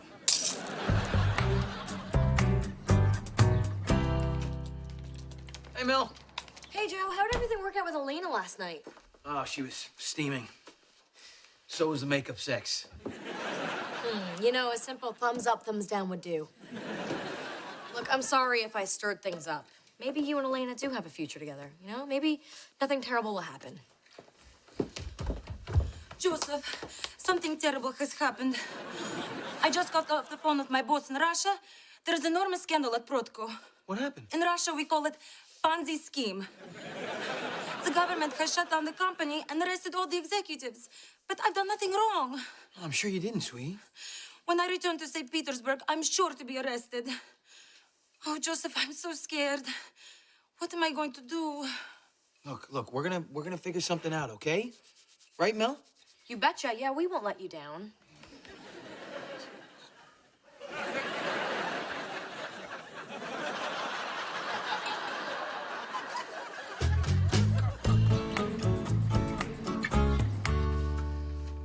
So we spent all day trying to find Elena some legal counsel and we got nothing. Well, it looks like you got something. Oh, yeah, she had never seen an outlet mall before. See that? Retail therapy crosses all cultures. I'm going to go put on my fancy new bras and weep. Thank you for trying so hard to help me, Joseph. Damn. You know, Elena's gonna get arrested as soon as she returns to Russia. And then who knows what could happen to her. Hey, you're a government thing. Can't you help her? Yeah, I could get her a parade permit. Look, Joe, Elena is a tough, intelligent woman. She'll be able to find her way out of this jam. I don't know. They got some pretty tough jams in her country. I just wish there was some way for her to stay here in the U.S. until it was safe for her to return. Well, there are the obvious ways. She could fake her own death. She could get plastic surgery, or, you know, she could marry my Uncle Jimmy, and maybe then he'd stop asking me. That's it. Yeah, not your creepy Uncle Jimmy thing, but the whole marriage thing. Wait a minute. If she married a U.S. citizen, I could save her from being extradited. Elena! Whoa. Back up the white steed, Sir Longalot. Green card marriages are illegal. You could both get in serious trouble. Yeah, you're right. You're completely right. I was just grasping at straws, you know, because I just don't want her life to be ruined by this financial scandal like mine was. Well, look, you're upset because she's your friend, but that's the best thing you can do right now is just be her friend. Oh, but if she does want that plastic surgery option, tell her not to go to my mom's guy because her belly button is up to here. Wow, this food looks fantastic. Yeah, well, this is Elena's farewell dinner, so I wanted to make it special. I prepared all of the Russian classics. I see. Pork and beef pelmeni, borscht, potato vareniki. That's right. For dessert, my homemade cannoli. Cannoli? That's not a Russian dessert. Yeah, but nothing's better than my cannoli. Dig in, everybody, before the pelmeni gets cold and the borscht gets warm. Oh, my God, vegetables. I want to make out with this broccoli. Hey, what about Lennox's junk food research? I'm done. I've eaten my last trans fat gut bomb. My blog post spread like head lice in a kindergarten. Parents went nuts. So the school got rid of all the junk food, and they're stocking the vending machines with only healthy stuff. Well done, Lennox. You know, before we begin, I'd just like to say something to our guest of honor. Elena, I'm gonna miss you so much.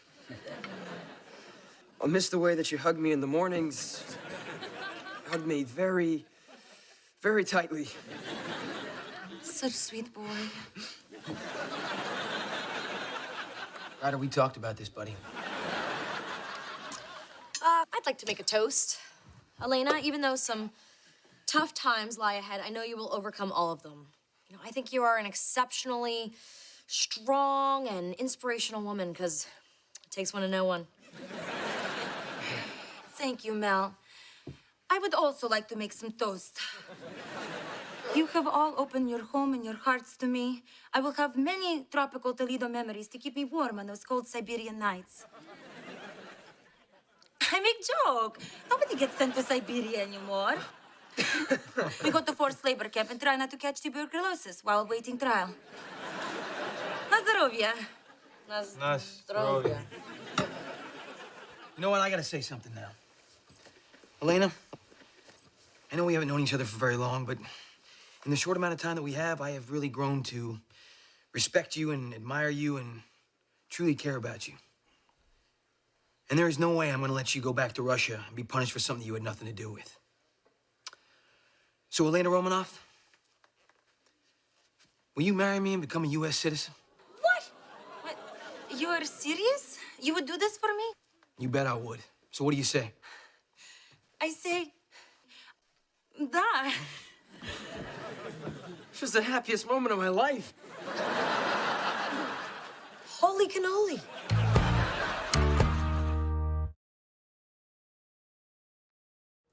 Look at that, Ryder. Not a molecule of polysorbate 60 in sight. You know, sometimes if people can't make good choices for themselves, someone else has to make good choices for them. Are you Lennox Scanlon? Yeah. You wrote that blog story all about the junk food. Yes, it was just something I had to do. It's her. She's the one that made the school put all the healthy stuff in the vending machines. See ya. Let's get her!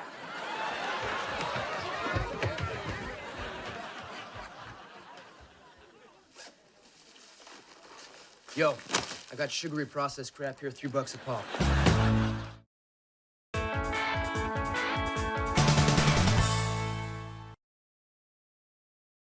Previously on Melissa and Joey. Something terrible has happened.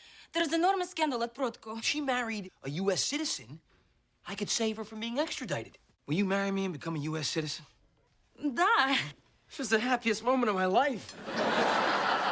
Holy cannoli. Melissa and Joey is recorded in front of a live studio audience. I must call my parents and tell them of your proposal and that we are to be green card married.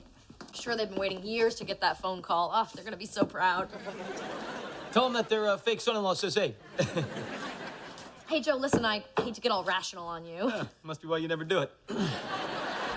So, you know, this marrying a total stranger from a different hemisphere, was that a stupid idea or an incredibly stupid idea?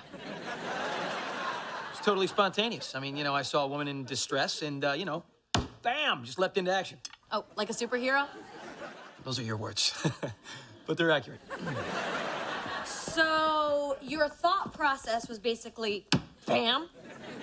No, when a fireman rescues a lady from a burning building, they don't stop to ask questions. Yeah, but firemen aren't usually boinking people on the way down the ladder.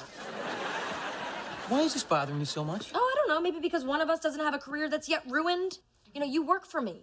I don't want to be involved in some potential scandal. There's no scandal, all right? I'm just helping somebody out. Someone who's, you know, kind and sweet and hot and honest, and vulnerable, and extremely hot.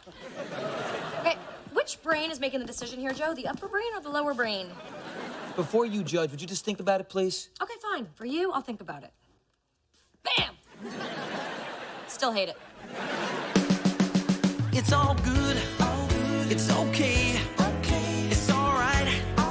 As far as I can see, it's all good. It's okay. It's all right. I guess you're stuck with me.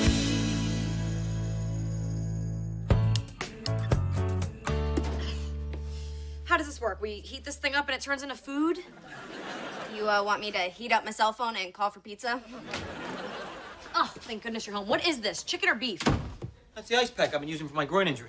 Ew. What? Here. Turkey casserole, all right? Protein, vegetables, everything you need. Plus, goes great with ice pack. So, how'd it go at City Hall? Did you get the marriage license? No, I gotta go back in the morning. I gotta bring in my friggin' birth certificate. Do you not realize how many pieces of paperwork you have to throw at these people when your bride-to-be's only been in the country for like 10 days? It's like they think I'm trying to pull a fast one on them or something. You are. Yeah, maybe, but I'm doing the right thing, all right? And I'm having a lot of fun doing it.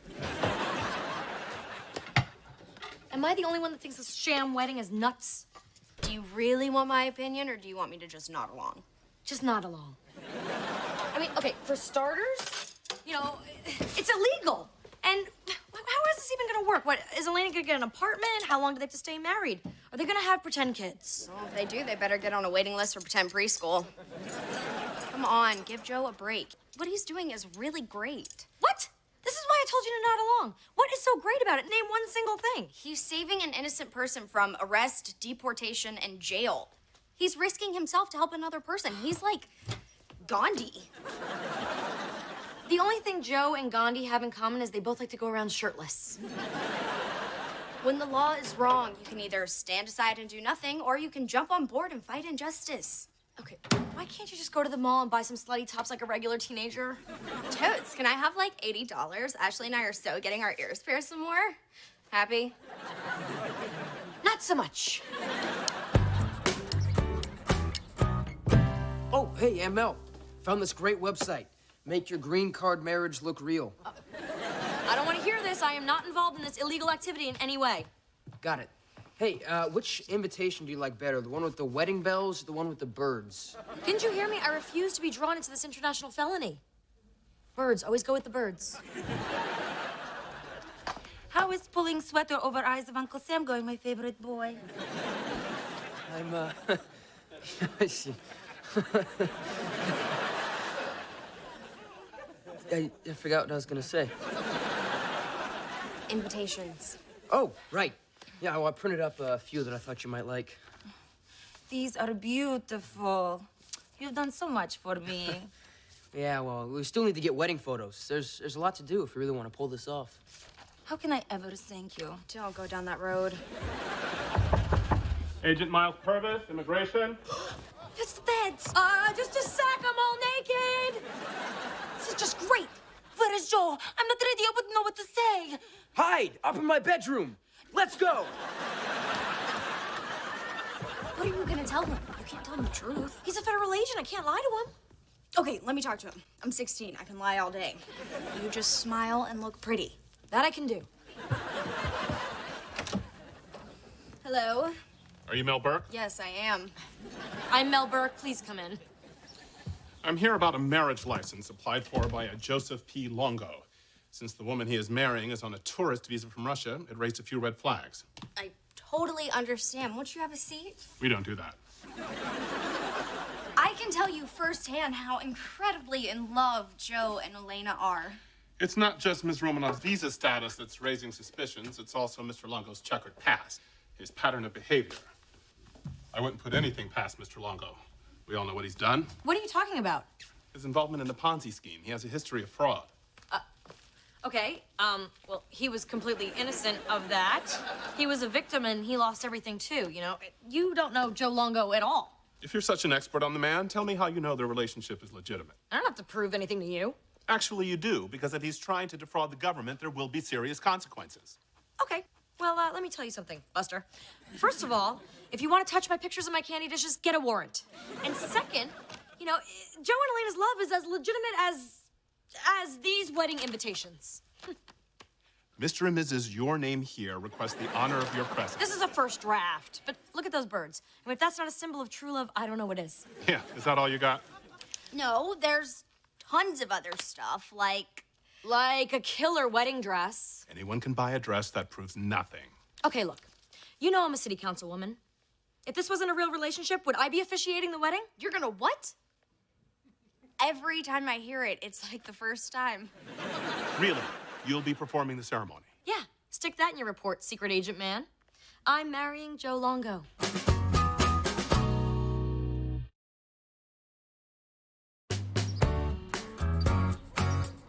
Elena? Hey, he's gone. It's safe. I overheard what you said. You will perform the wedding? This is truth? Yeah, I heard me say it too. Oh, you are the best BFF friend a woman has ever had. Now we have to find the real wedding dress so it will not look like you were lying. That wasn't a lie. There is a dress. Here you go. Meet Vera. Someone should get some use out of her. She is amazing. Yeah, she should be. She costs as much as a small car. Why didn't I buy a car? You know, a car doesn't silently mock you from the back of your closet for 3 years. Why does your wedding dress have a name? Well, I talk to it a lot, and, you know, if it didn't have a name, I would just feel crazy. You're not crazy, as long as wedding dress does not talk back to you. So, where does it come from? Well, I was engaged once, and right before the wedding, there was just one little problem I realized. He wasn't the one, so I called it off. That must have created great unhappiness for you. Yeah, those were 83 mighty unpleasant phone calls. Oh, and I lost the cake deposit, too. Wow. Cake laws in this country are very strict. Hey, can we keep the story about my almost wedding just between you and me? You know, there's been enough truth in this house for one day. Hey, Mel. Lennox just told me some immigration guy was here at the house. Is everything okay? Yes, she saved us. And she also said she will perform our wedding. Really? You're gonna marry me? Yeah. I mean, not just you, both of you.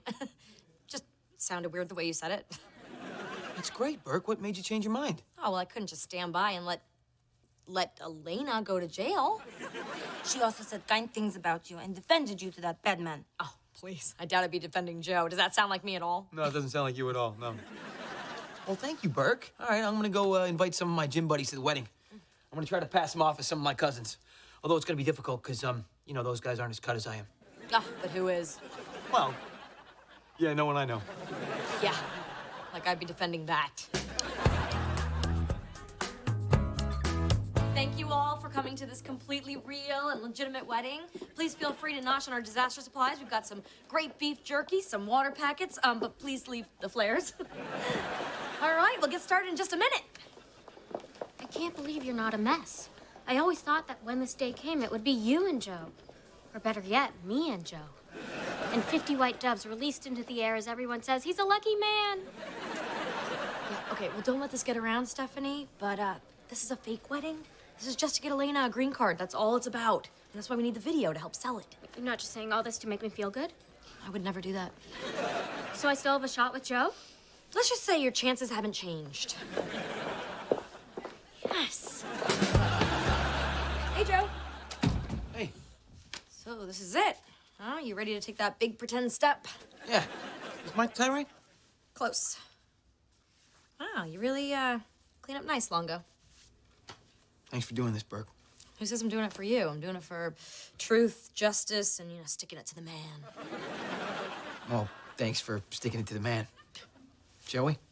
Yeah, let's get you married. For better or worse, but not for real.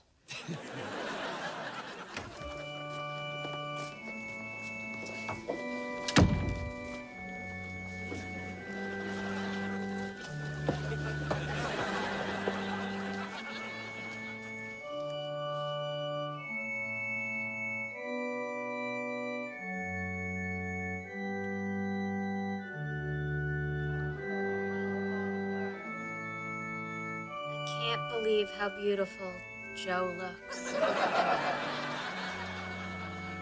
What about Elena? Tall show off. Look at me, I'm the bride.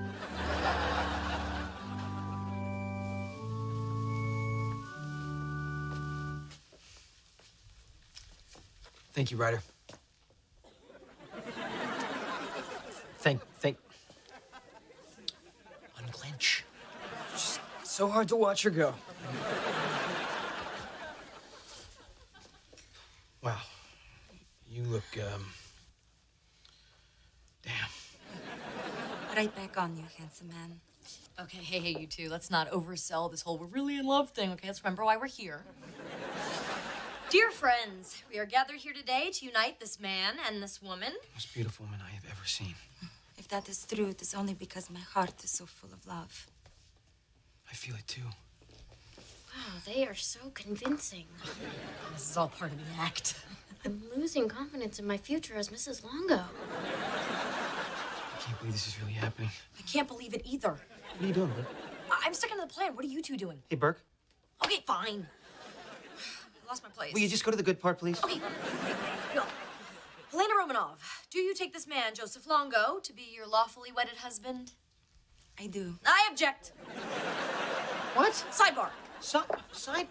Hey, she can't officiate and object at the same time. Oh, yeah? It's my office. I can do anything I want.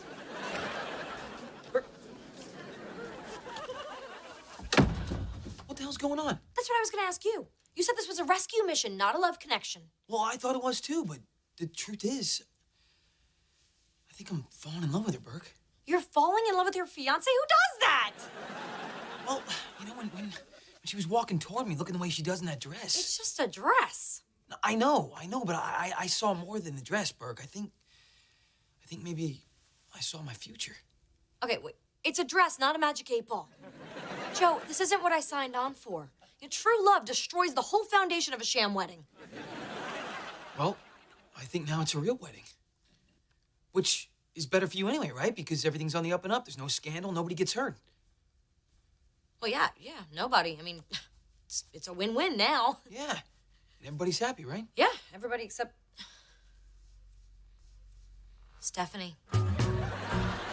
Do you, Joseph Longo, take Elena Romanoff to be your legally wedded wife? Take your time, no pressure. I do. Final answer. I do. Okie dokie. By the power vested in me, blah, blah, blah, I now pronounce you man and wife.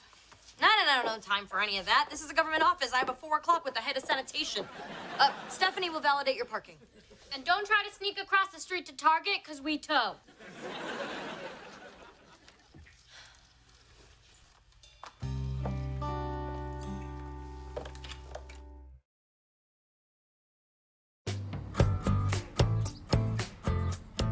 Back in the bag, Vera. Oh, quit mocking me. Hey, Mo. How you doing? Oh, I'm fine. I'm good. I'm super good and getting better. Yeah. And not talking to dresses, because that would make me crazy. You know, it's okay if you're upset about losing Joe. As a nanny. I don't care about Joe. You know, my life will go on without him. I don't need him. Oh, it's Joe. I mean, just Joe. Hey, Joe. How's the hotel room I paid for just to prove how okay I am with everything? Hey, Burke, I got a crazy question for you. Is Elena there at the house?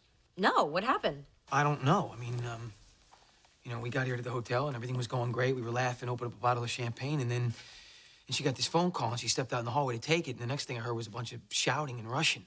What was she saying? I don't know, on account of its Russianness. Anyway, it got quiet and I went out there to see what was going on and she wasn't there. And I've called her several times on her cell phone, but she didn't pick up. Oh, Joe. I know. This is bad, Burke. Okay, well, she'll be back. Yeah, she probably just ran out to get some honeymoon supplies, like breath mints and thank you notes. You know what? You just sit tight. I'll go look for her. Elena's missing. The feds got her. Relax, honey. This is probably just your garden variety runaway bride. Don't runaway brides usually run away before the wedding? Lennox, any woman involved with Joe Longo is always a flight risk. Well, I looked all over town. I went to Little Moscow, the Toledo Tea Room, and then I went to Costco. My wife is missing and you're out buying toilet paper in bulk? She loves Costco, okay? The long lines remind her of home. What if she doesn't come back, Burke? Oh, Joe, she'll come back. Holy crap, she's back! Just as I predicted. Elena! Hey! I was so worried about you. What's with the suitcase? What, are we gonna go on a real honeymoon? I have most saddest news. My coworker Konstantin, who has done nothing wrong, will be blamed for Brodko's scandal. He will be falling man. Oh, you mean fall guy. Not important, please continue. He will go to jail unless I return to Russia and testify. No. You can't go back there. It's not safe for you to return there. That's why we did this whole thing. Can't somebody else do it? What about Vladimir? Huh? I believe him. I mean, he's got a very honest eyebrow. He was whistle sucker. You mean whistleblower. Sorry, I'm really trying to stay out of this conversation. Only my testimony will save Konstantin. I must do as you've shown me. To save a friend, you went so far as to marry her. Yeah, but aren't we a little more than friends? Today, when I said I loved you, perhaps I was trapped up in the moment. Caught up. Last one, I promise. Now I realize we have not known each other long enough to be truly in love. Wow. How many guys get the let's be friends speech actually on their wedding night? The way you rescued me was so beautiful, like fairy tale. But now I must go back to reality. I must go back to Russia. Elena, wait a minute. Let me at least drive you to the airport, okay? Because you're just too beautiful to take a taxi. Hey, you let me take taxis. No, Joseph. This must be our goodbye, or I will not be able to leave you.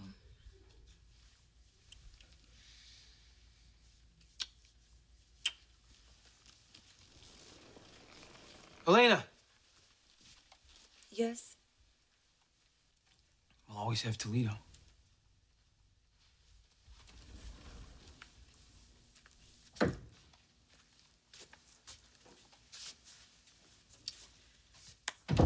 Hey, Joe, I'm really sorry.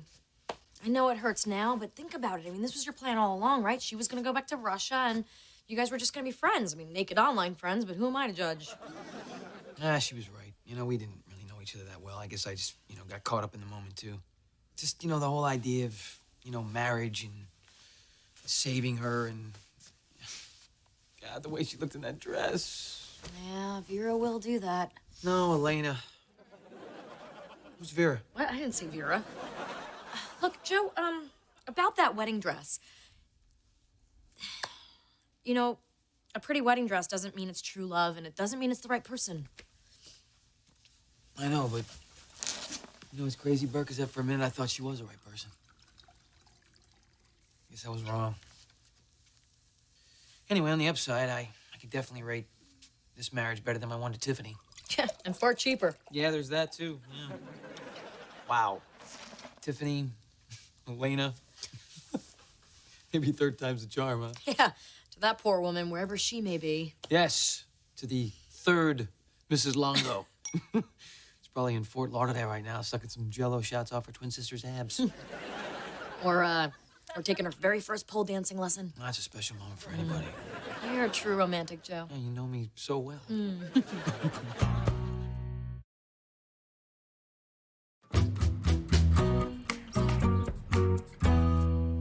Gin! What? We're not even playing gin. No, I want gin to drink.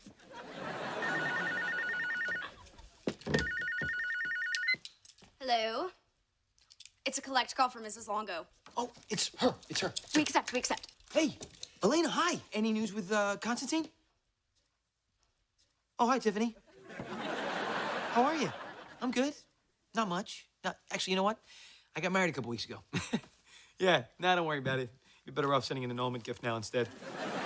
Yeah, actually, you know what? It was a beautiful wedding. Not as beautiful as our wedding, absolutely not. Yeah, sure. I can come change your tire for you. All right, I'll see you in a few. Bye-bye. Joe Longo to the rescue. What can I say, Burke? I gotta go, pull another lady out of a burning building. Bam! Pick up some milk on your way home. Bam! You got it.